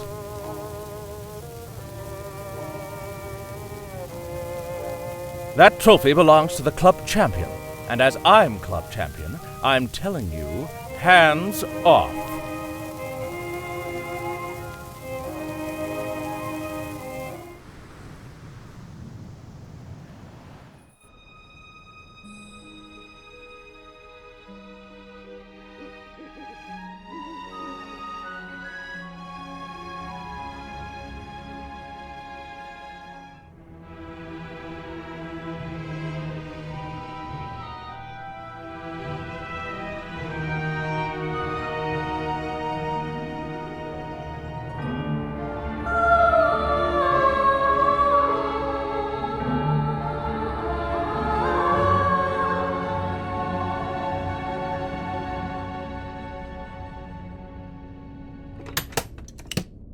The trunk was empty.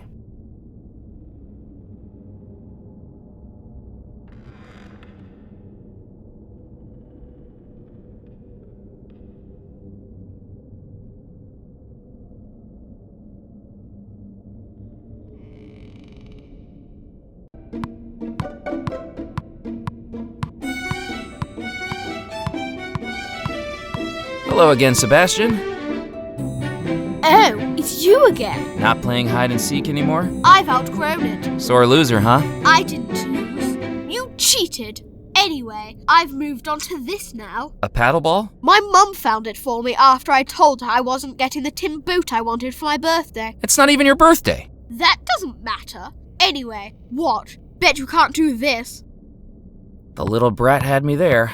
Like hula hooping, unicycling, and stilt walking, my facility with a paddleball was on par with my ability to do other completely useless party tricks.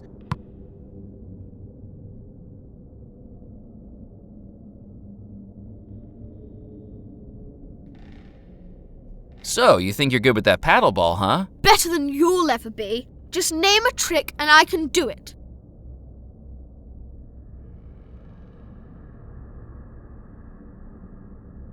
Bet you can't do the paddleball with one hand behind your back. Oh yeah? Watch this!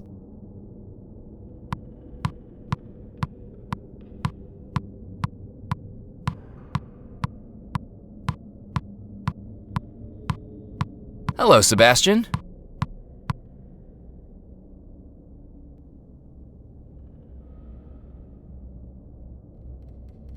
Bet you can't do the paddleball standing on one leg. Easy peasy.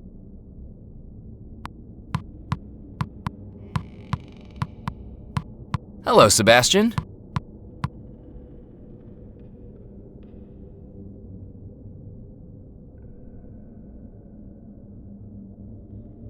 Bet you can't do the paddleball with one hand behind your back. Oh yeah? Watch this!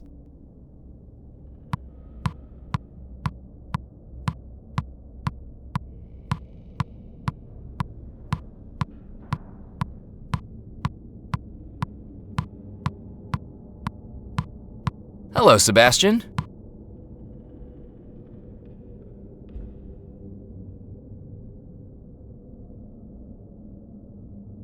Shouldn't you be getting ready for the wedding? I'm not the page boy anymore. I've been demoted. How did that happen? Well, before I started playing with this paddleball, I found a marble in one of the bedrooms. A super-sized one, perfect for bombing. Whose bedroom? One of the guest rooms. Mr. Beaumont's, I think. He's certainly lost his marbles. What did you do with it? Like my dad taught me, I'm keeping Mum on that one. All I'm going to say is that it was a big mix-up. Mrs. Craddock must have had her sense of humour surgically removed.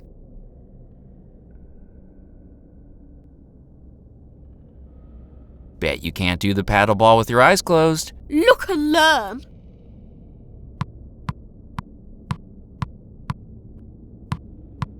I didn't want to damage the furnishings.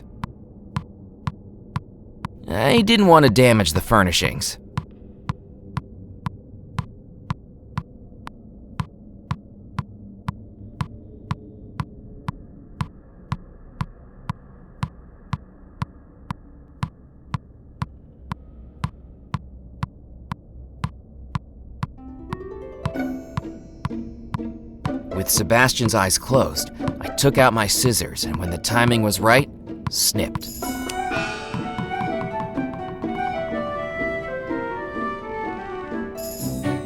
Hey, what happened to my paddleball? The ball just snapped right off there. Maybe you need to practice a bit more. With any other child, I'd feel guilty. With Sebastian, it felt like evening out the cosmic balance.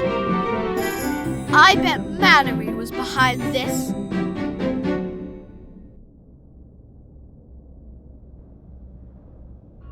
I picked up the red rubber ball I'd cut from the paddleball. It looked like a clown's nose.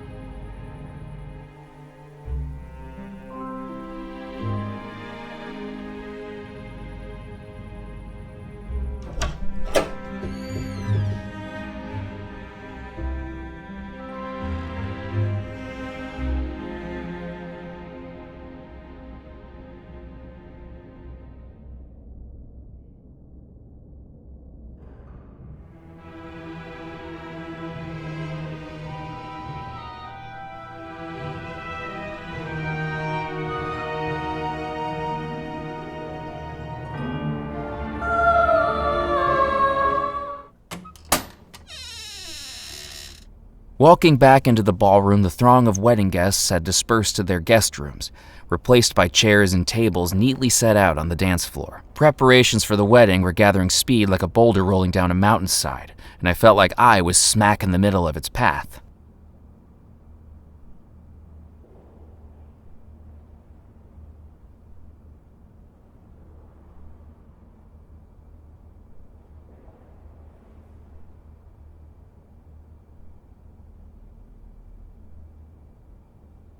Good evening, Mrs. Craddock. Chairs at the far end, tables on the left. Oh, it's you again.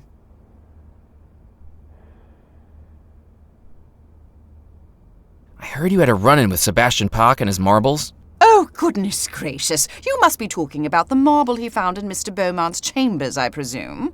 That's right. What happened to it?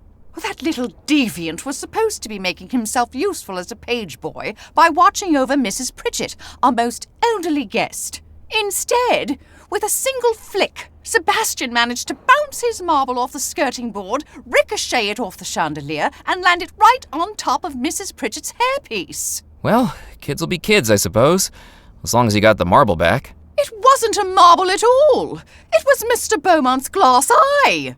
And you know what he said? He said he was keeping an eye on her like he was told. I'll leave you to get on with your work. How thankful I am for life's little blessings.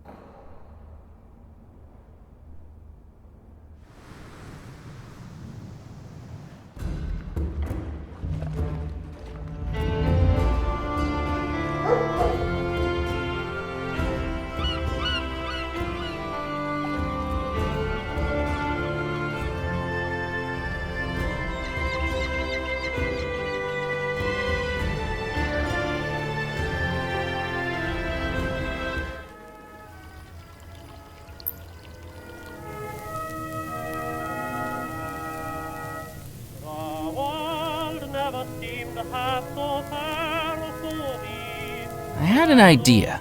One that required skill, subtlety, and finesse. Or at least the ability to hurl a billiard ball through an open doorway. Yoink! Did you just touch the table? Absolutely not.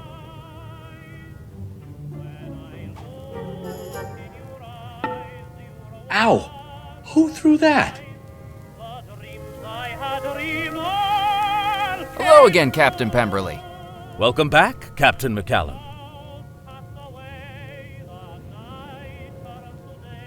I'd like a rematch at English billiards. Thinking you can beat what I hit before? Step right up.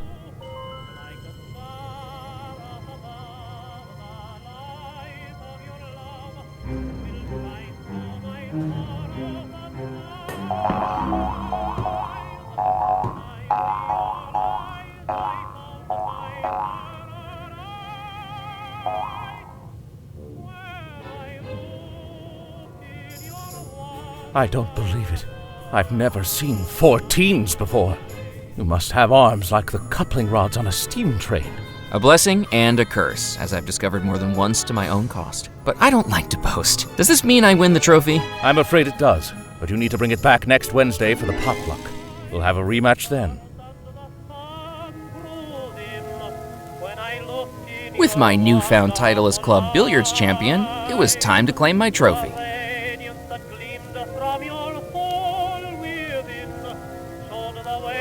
Good evening, Captain Moot. If you say so.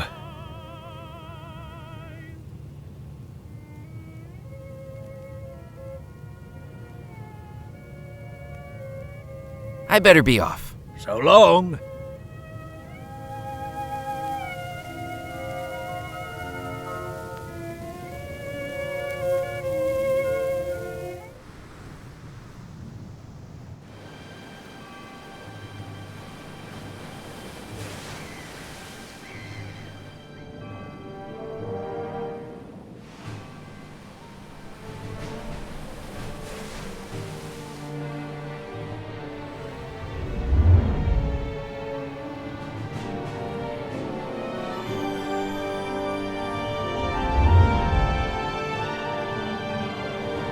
As I directed the light along the coast, it caught the polished brooch I'd placed on the cairn, reflecting back the light fantastically, like a signal mirror.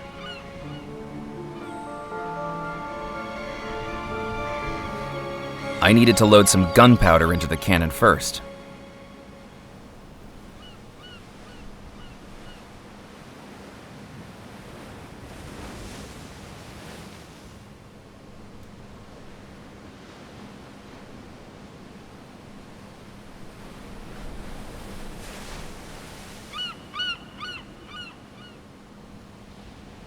I needed to load some gunpowder into the cannon first. I needed to load some gunpowder into the cannon first.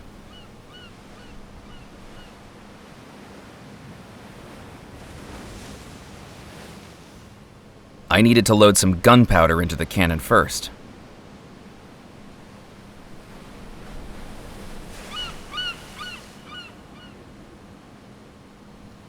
I needed to load some gunpowder into the cannon first. I needed to load some gunpowder into the cannon first.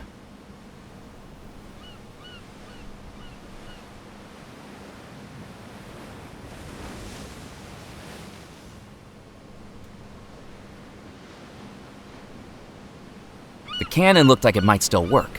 If it did, I knew from that evening's previous experience with firearms that 5 steps were required: gunpowder, shot, ramrod, aim, fire.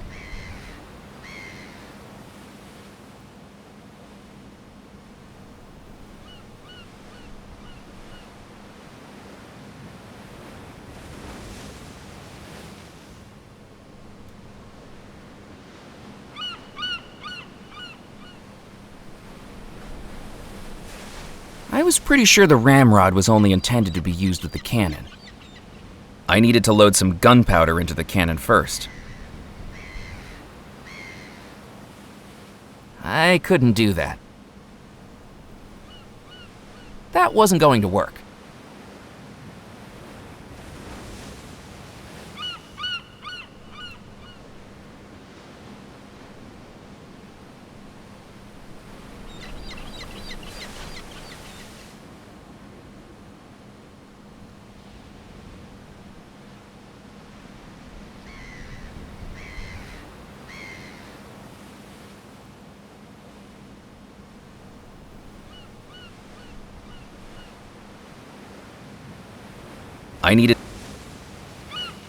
I needed to load some gunpowder into the cannon first.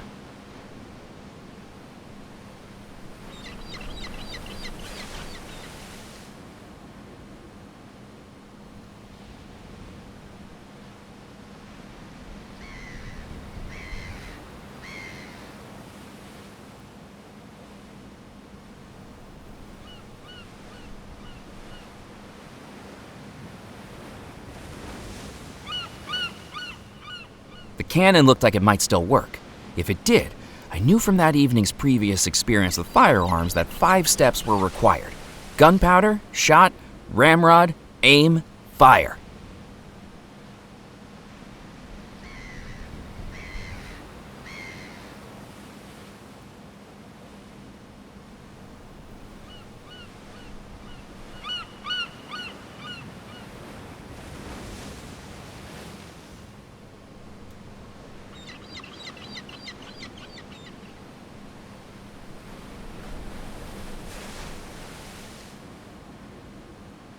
That wasn't going to work.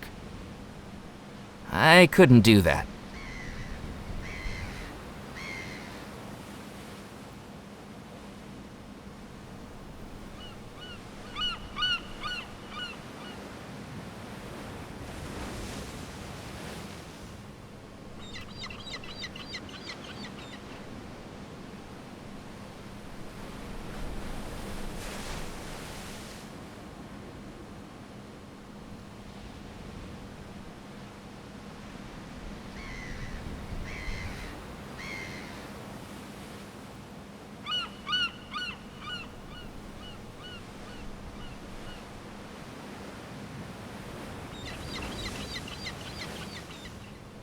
The cannon looked like it might still work. If it did, I knew from that evening's previous experience.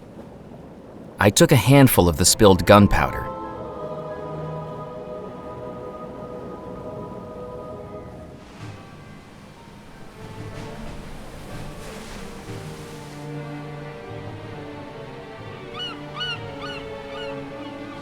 I poured the gunpowder into the cannon.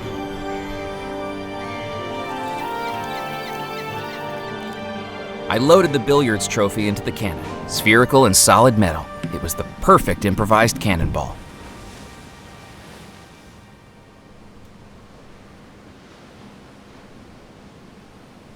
I packed in the gunpowder and makeshift cannonball. Now there were just 2 steps remaining. Aim and fire. Whoa!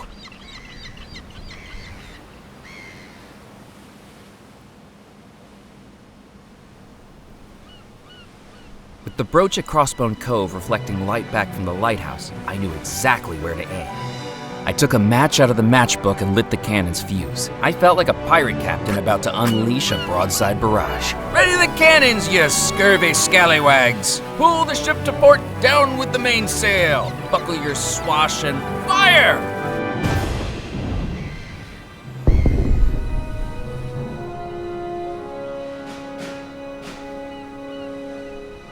That looks like it might have worked.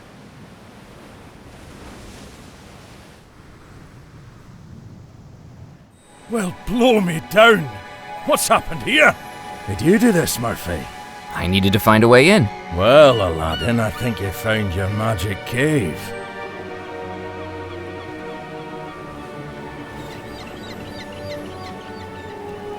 The cannon fire had worked. The boulders that had fallen in the rock slide were now rubble strewn across the beach, revealing what I'd been searching for, a dark cave winding into the cliffside. A ghostly glow flickered from the far end of the cave as I slipped on the seaweed-covered rocks trying to reach it. I began to fear the worst, but as I emerged in the subterranean chamber, I discovered it was actually the otherworldly glow of plankton.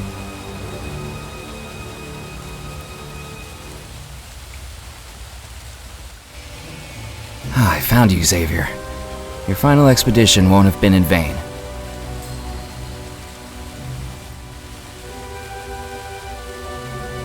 I grow weary of your inability to heed my warning, Murphy McCallum. No good shall come from you pursuing this.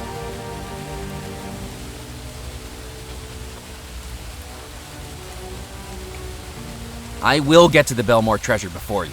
Do you think this is a game, Murphy McCallum? You are toying with things beyond your understanding. I think you're just nervous that I'm closer to finding the treasure than you are. You haven't learnt, have you, McCallum? Everything you've done so far has just made the situation worse. Now is the time to back out. I'll never do that, Rackham. Finding the treasure is more important to me now than it's ever been. Then I hope it's a cause you're willing to die for. Just as Xavier Belmore drowned in the rising tide of this cave, so shall you.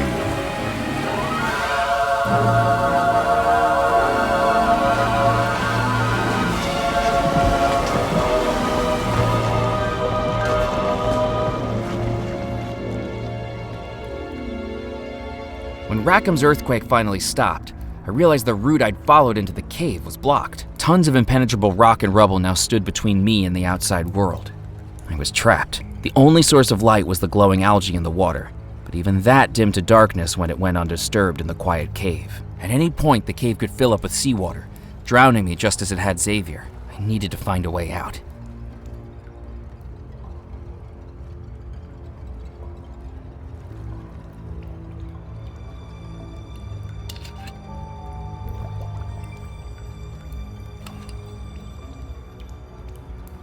I scooped up some of the algae water. With a quick shake to agitate it, the bottle began to shine like a blue lantern.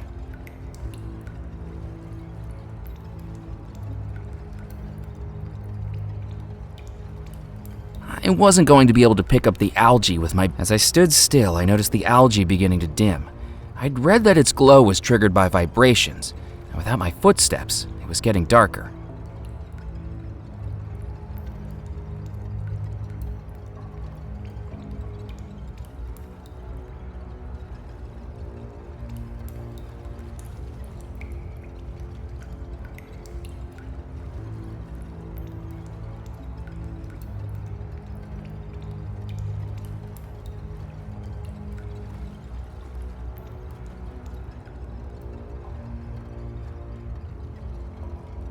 the darkness dimmed in the cave, I began to make out a faint luminescence in the form of a whirlpool. Some turbulence beneath the water was making the algae glow, and I hoped it might be an underwater tunnel.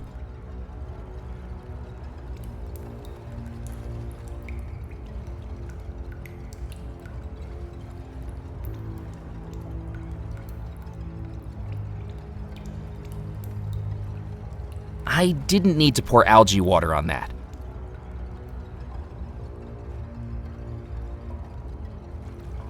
I didn't need to pour algae water on that. The lights below the water didn't offer much chance of escape, but at least it was better than waiting to drown in the cave. Using the bottle of algae as an underwater lantern, I waded into the water, then dived down below the surface.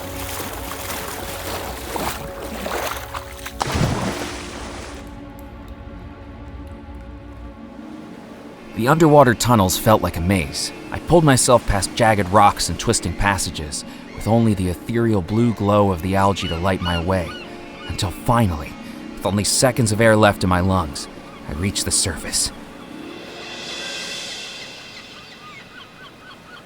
Murphy, what are you doing over there? It's dangerous to swim out here, you know.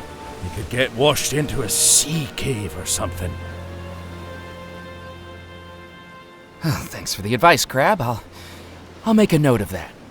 Green from the seawater I'd swallowed, I could at least say I'd survived being drowned. And now I had Xavier's key.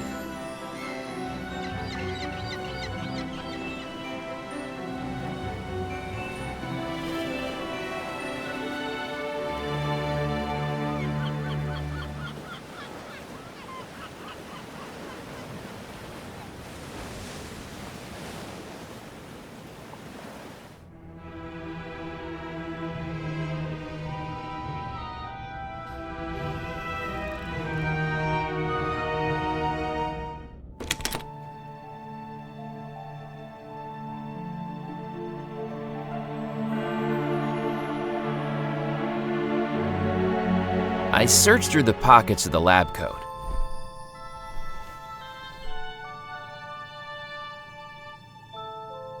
To my surprise, I found something, a small silver coin.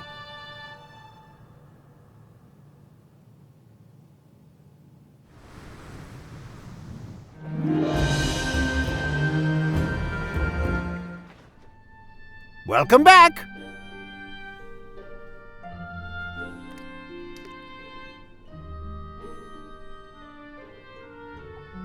What do you think of this coin? Oh, very interesting. Though I'm afraid with these old spectacles, I can't make out what the engraving says.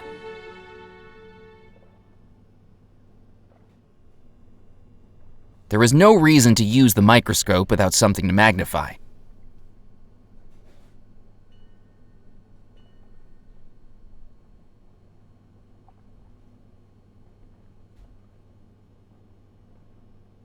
Could I use your microscope to look at this coin I found? Oh!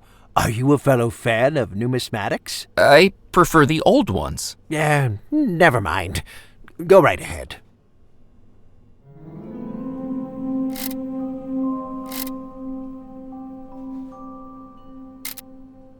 With the microscope calibrated, the coin's writing came into focus. It read, "Into the palm of a prince." The inscription must have been a clue in Cecil's treasure hunt. I just had to find the prince's palm he was referring to.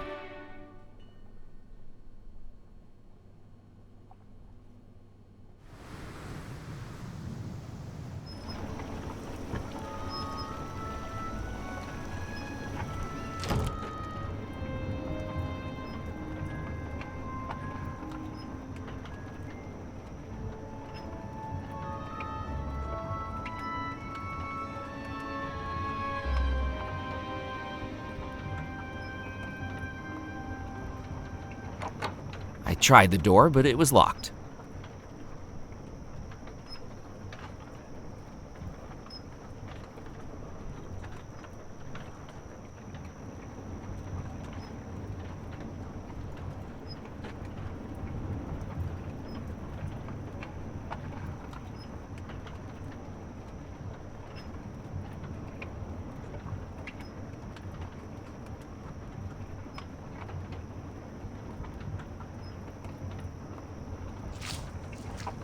Using one of the cotton flags, I scooped up some of the gloppy grease.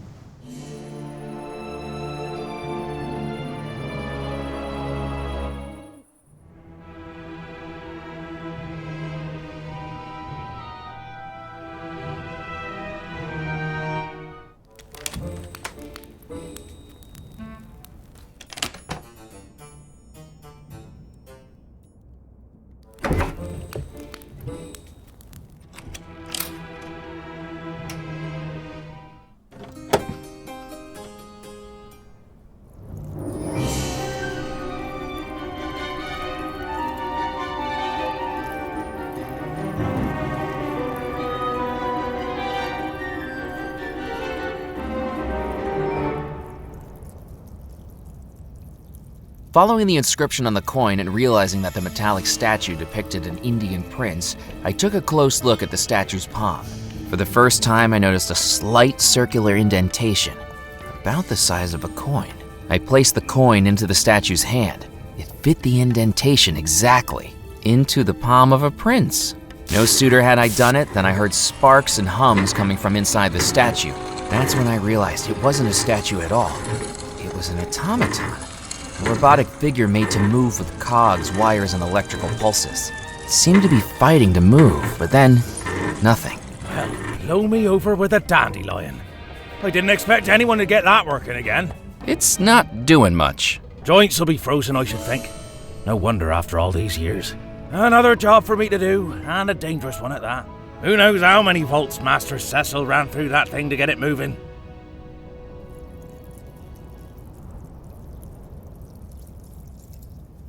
Using the flag soaked in grease, I began to oil the automaton's joints.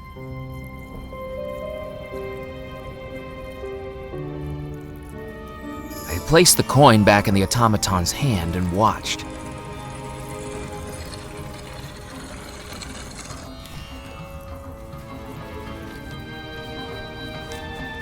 The cap of the scroll case opened and revealed something inside. Well, there's life in the old thing yet. Gives us all hope, doesn't it?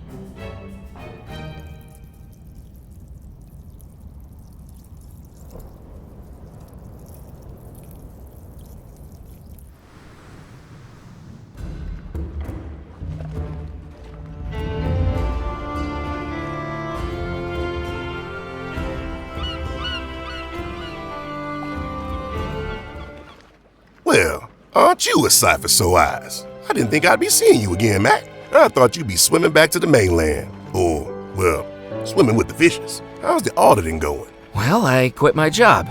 You quit? I thought that was the whole reason you were here in the first place. Yeah, I thought so too. Why you doing this, Mac? Don't you have a family you need to get back to? Away from the ghost stories? Ghost stories are really the whole reason that I'm here. How are they keeping you here, Mac? As a baby, I was left on the doorstep of an orphanage with just a blanket and a piece of paper with my name on it. Growing up, I always felt alone, like I was missing someone who loved me. The last orphanage I was in was above a bookstore called Eerie Echoes, and I used to pick up the dime novels that got thrown out at the end of each month. My favorites were always the scary ones. Why did you like the scary stories so much? I felt like if I could read the scariest story I could find, it would make my life at the time seem a little less scary by comparison. That's heartbreaking, Mac. But that's why I'm still here. I always wanted to be in one of those stories, and now I am. I don't have much of a past, but this is a chance to make myself a future. Well, I hope you find what you're searching for. But don't say I didn't warn you. Still fishing? You won't believe this, Mac. Squibb's record was ruled invalid. He was overheard down at Spinelli's bar boasting about how he put ball bearings inside the Pancosa to make it heavier. Can you believe the nerve of some people? The despicable things they'll do. It means I'm right behind you, buddy. Just one lucky catch, and I'll be bumping you down to second place.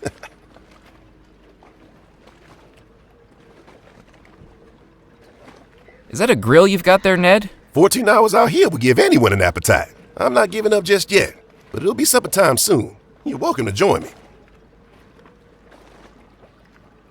I think I might know what happened at Belmore Manor on the night of the disappearance. I've told you, Mac. I don't want to hear no more about it.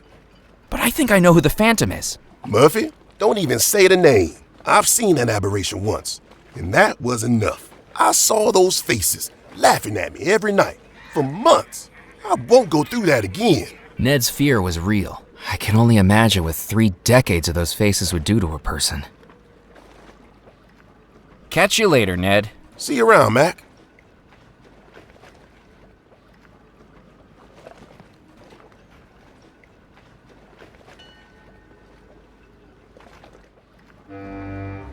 I'd had enough of carrying these suspiciously heavy fish around. I decided to leave it there.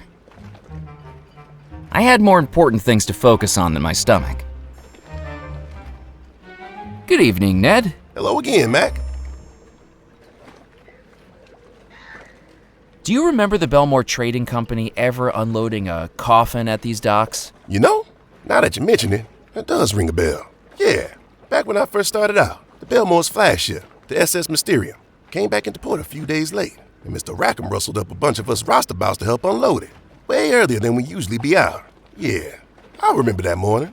It's almost as much as the bonus pay we got for the early hours. Did you find out what was in it? I don't think we paid it much mind. It was rare, but people did die at sea back in those days. Although saying that, they'd usually be buried at sea too. I don't remember any fanfare about it, but it must have been someone important in there. Or something. Catch you later, Ned. See you around, Mac.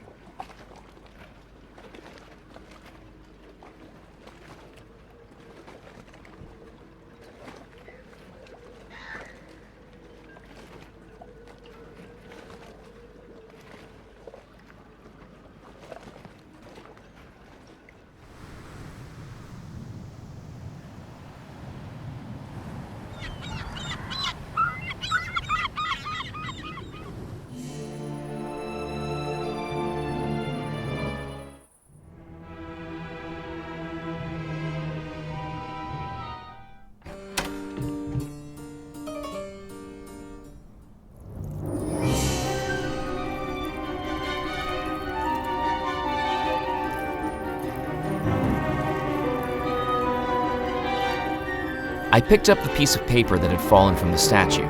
Unrolling it, I discovered it was a death certificate, all filled in except for one key piece of information. The name was missing. It was certainly a clue, but who did it belong to?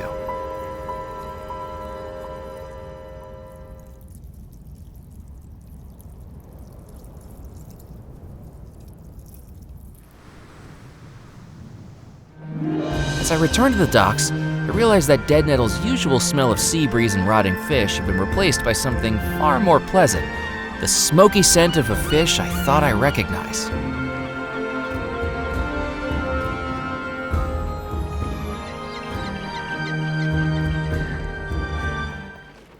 Hello again, Mac. I hope you don't mind, but you left your fish hanging there. No sense in letting the fish that size go to waste. I've started cooking it up. It'll be the tastiest fish this side of the Mississippi. We can tuck in as soon as it's cooked. I tried to hide the realization growing on my face. A mouthful of taxidermy stuffing and chipped teeth from the iron horseshoe hidden inside wouldn't be the culinary sensation Ned was after. Sounds great, Ned.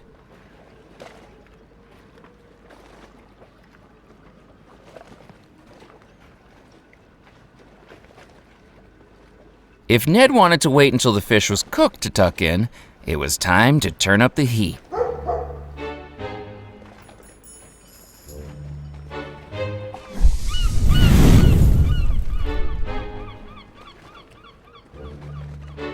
Whoa! We don't want you overdone, little fishy. Time to cut you open. Ready for a taste sensation, Mac? Ready as I'll ever be. Hand me back that knife, would you?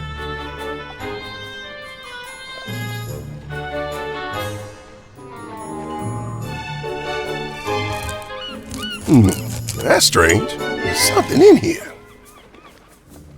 A horseshoe. Now how did that get in there? Mac, I think your fish is stuffed. Well, knock me over with a herring. I'm shocked. Does this mean my record doesn't count? I hate to break it to you. Did I hear what I think I heard? Out of the way, Buster. Evelyn, what took you so long? The record-breaking Pencosa was stuffed? The new record was a sham? Murphy, what have you got to say for yourself? You've caught me red-handed. Well, I don't mean to be coy with you, but this cuts me to the soul. I only entered for the halibut. I can't believe I'm herring this right. I'm cracking up. I'm floundering. I'm carping on and on. I need to clear my head, but let me know if you need anything else from me. I think you've got more of a future in the funny pages than serious journalism, Murphy. Kips, have you got time for an interview with the Juniper Parish Gazette? Evelyn homed in on Ned like a dog with a bone and no sense of personal boundaries.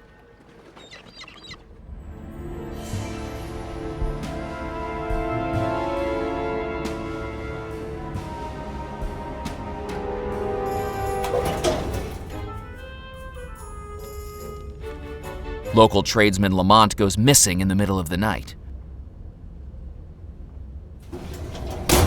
The newspapers in the cabinet dated back decades. If I was going to find something specific, I needed to match it up with a date. Using the date from the death certificate, I began to search through the newspaper's archives. And then, I found it. In the bottom corner of the newspaper was a small announcement showing that the person buried on that date was named Eleanor Hines. I ripped out the announcement and replaced the newspaper.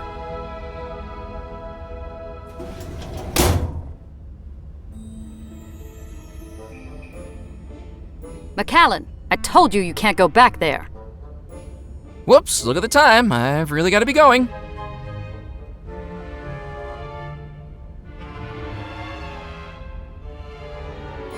I had a name to go along with the death certificate. Now it was time to find out where they were buried.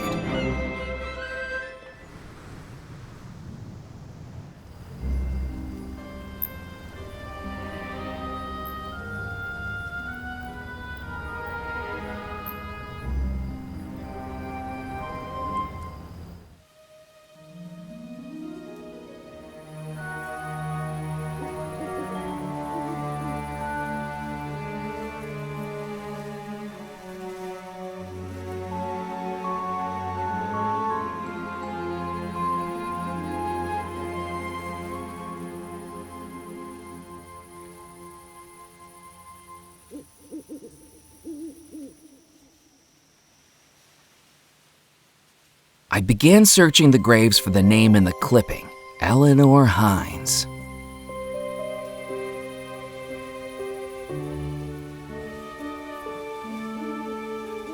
Aha! I discovered a small headstone at the center of the cemetery, partially covered in moss and lacking any date whatsoever. So this was where Eleanor Hines had been buried, except now that I was looking at it etched in large letters, I began to realize something. The name was an anagram. Here lies no one? And if a person wasn't buried here, what was?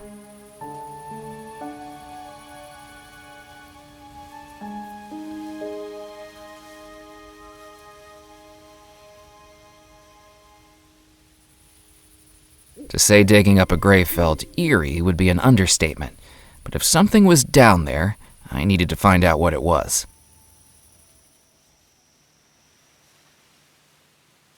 I took out the shovel and began to dig.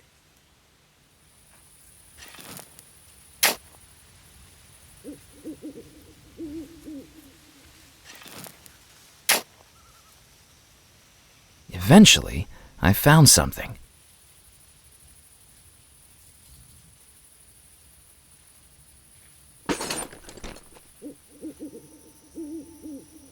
Not a coffin, but instead, a battered old chest.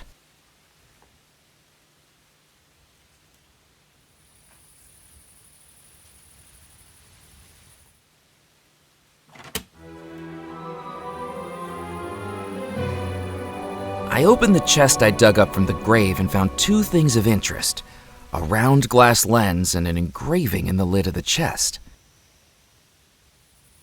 I picked up the glass lens.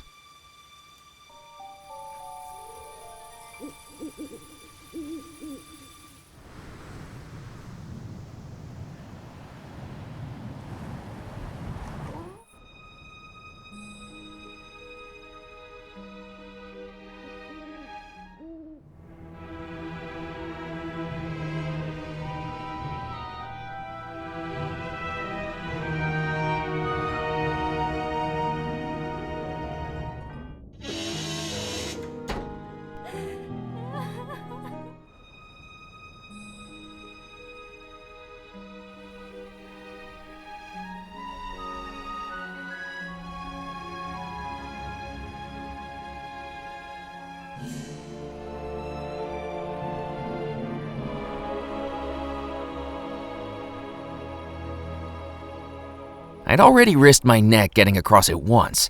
Now that the door up to the cupola was open, walking around was the much safer option.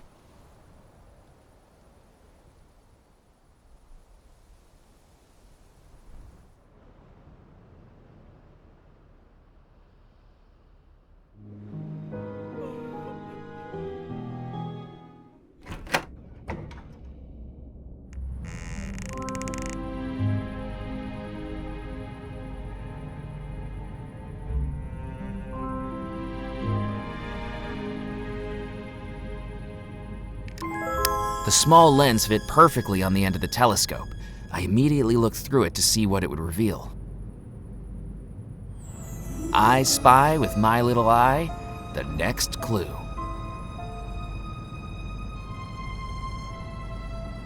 The creek meandered all across the peninsula. Surely that was too much to search.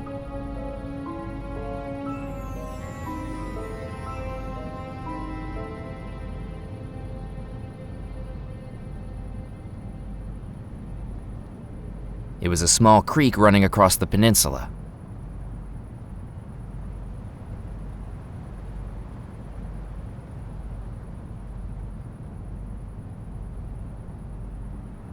The creek meandered all across the peninsula.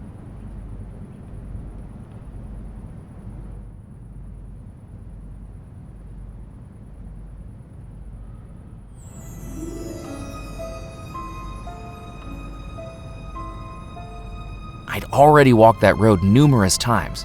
Was there something along it I was missing?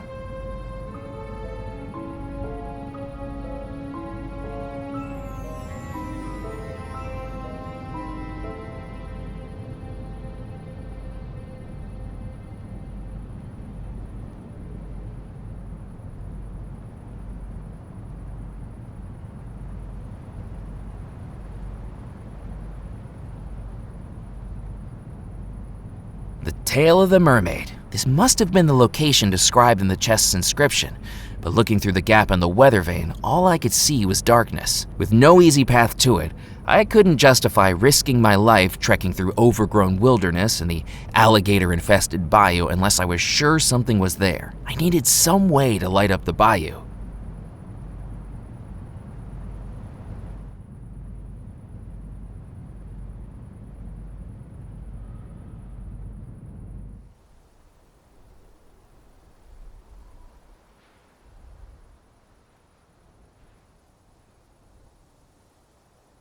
The firework dropped snugly into the drain pipe. If it needed a launch tube to fire, this was the closest I was going to get. I took a match out of the matchbook, dragged it against the striker, and lit the firework.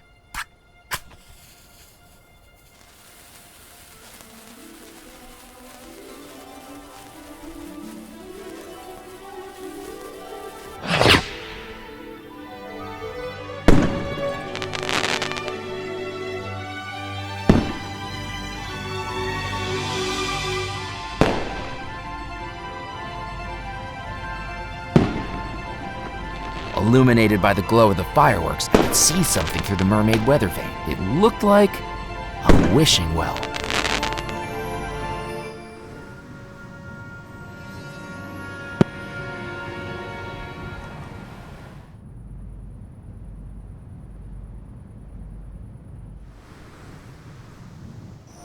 My route to the well had me clambering over fallen tupelo trees and trudging through knee-deep water, lit only by moonlight and accompanied only by the overly curious critters of the bayou. But eventually, I found it.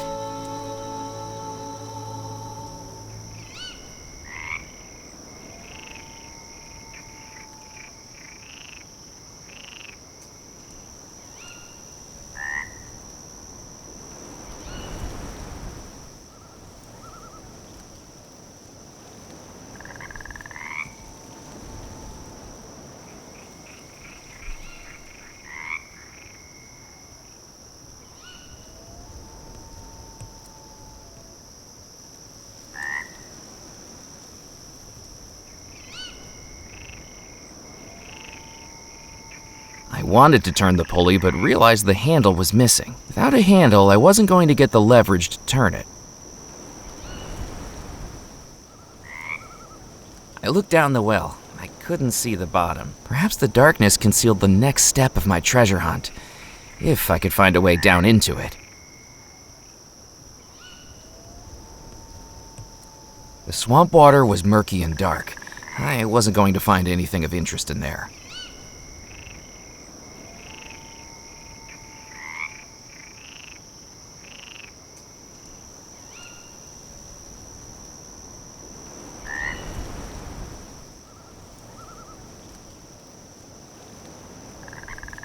The rope looked like it could bear my weight, if only I could lower it into the well first.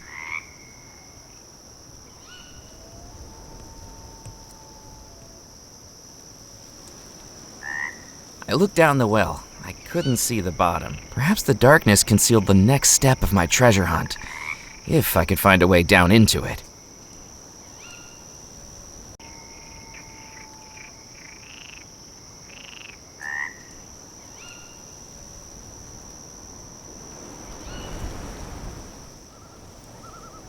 The crank slid into the gear mechanism perfectly.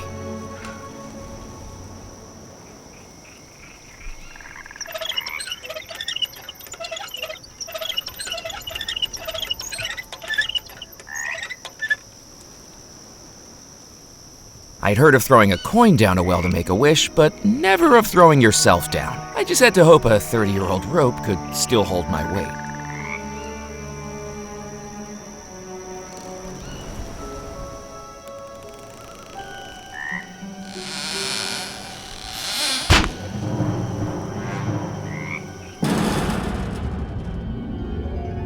With some luck, I found I'd landed on a metal platform jutting out into the hollow of the well. Clearly, I wasn't the first person to come down here, although the previous visitor might have arrived here more gracefully.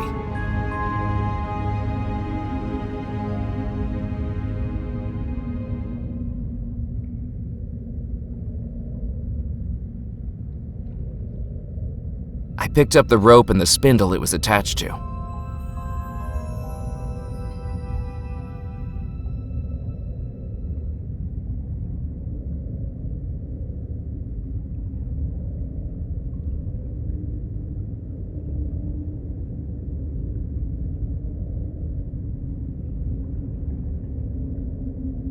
Knowing how flammable the grease-soaked cotton would be, I wrapped it around the spindle to form a rudimentary torch.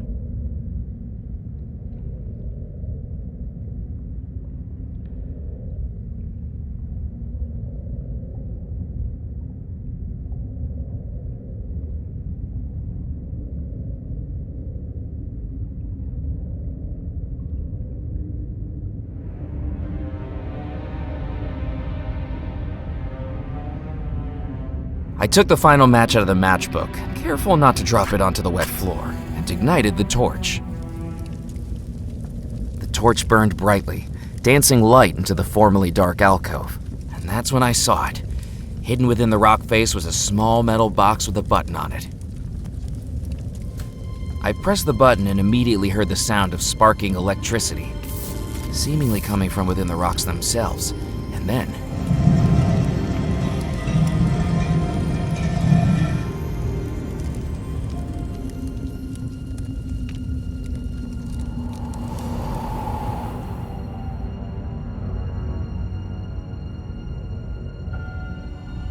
the passageway meandered like a labyrinth through the underground rock. With each step, I felt more and more lost, and ready to turn back. Then up ahead, I saw a glimmer of light.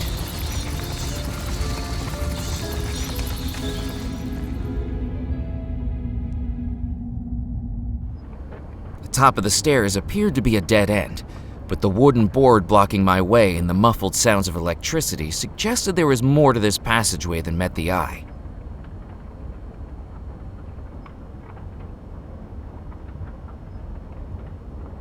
I placed my hands on the obstruction and pushed.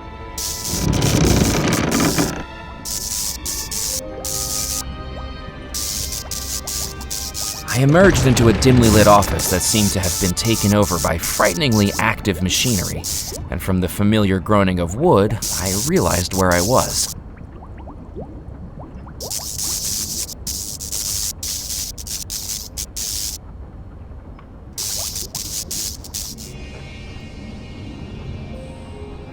I solved your treasure hunt, Cecil. I hope you don't mind me taking this as my reward.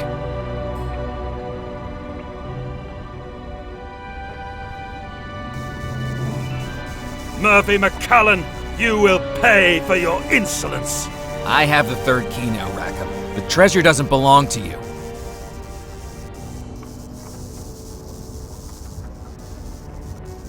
What you've done to Abigail Belmore cannot be allowed to continue. Abigail Belmore is dead, as will you be if you continue this pathetic charade. She deserves to be free, just like all the ghosts of the manor. I will not be defeated by a mere mortal. Even if you claim the treasure, I will haunt you to the ends of the earth. There will be no escape from the terror and misery I will bring down upon you. Each time you sleep, I will turn your every dream into an unending nightmare. I've survived your attempts to kill me twice now, Rackham. Maybe you're not as powerful as you think you are. Even with the 3 keys, do you really think you can beat me to the treasure, Murphy? You are a mortal. I am an all-powerful spirit. I have looked upon the face of death, and still I remain here. Now it's time for you to look upon death too. Just as Cecil Belmore's blood poured from his body, so shall yours.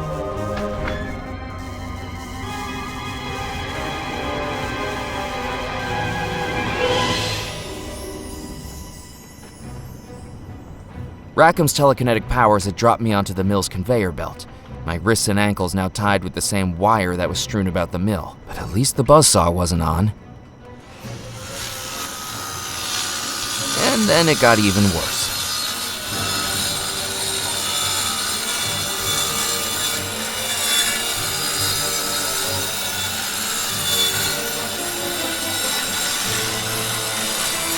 With inches to spare, the belt snagged on the warping wooden frame and gave me a chance of escape, acutely aware that it could catch again any moment and send me hurtling into the spinning blade.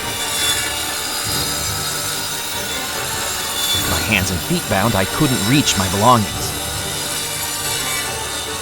No matter how hard I pulled, I couldn't snap it. I considered touching the spinning blade, but No matter how hard I pulled, I couldn't snap it.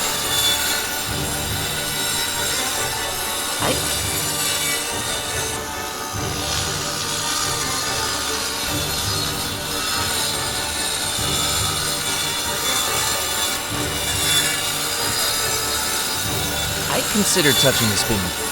No matter how hard I pulled, I could.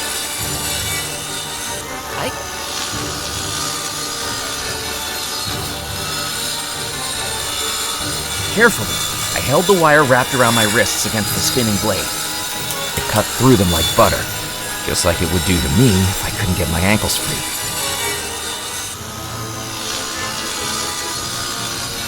With seconds left, I hacked into the wires with the scissors and just managed to cut through them. With my legs free, I swung myself off the conveyor belt. I had survived being cut in half, and now I had Cecil's key. That was it, all 3 skeleton keys. Now it was time to open the vault.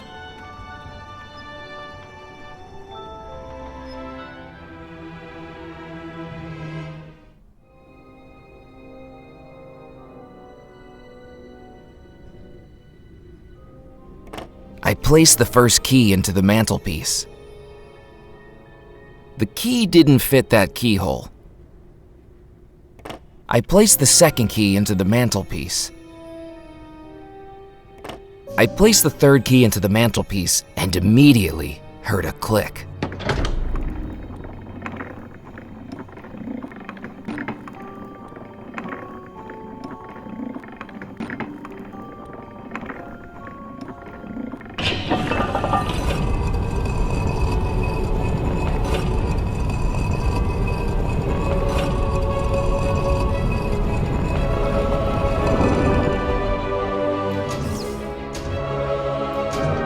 I didn't know what exactly I was going to discover beneath the house, but it was time to find out.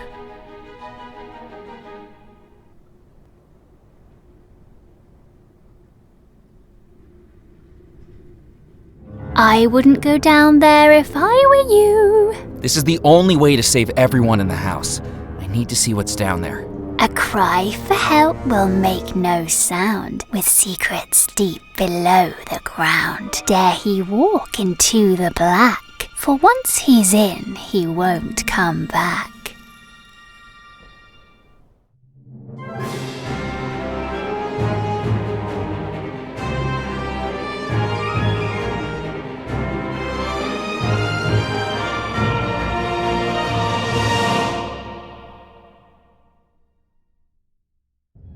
The staircase coiled down and down beneath the house, carved out of the very rock the house sat on. Lit only by flickering lanterns, I worked my way towards the green glow beckoning me at the end of the tunnel. Finally passing through the frame of a large metal door and into the Belmore Vault.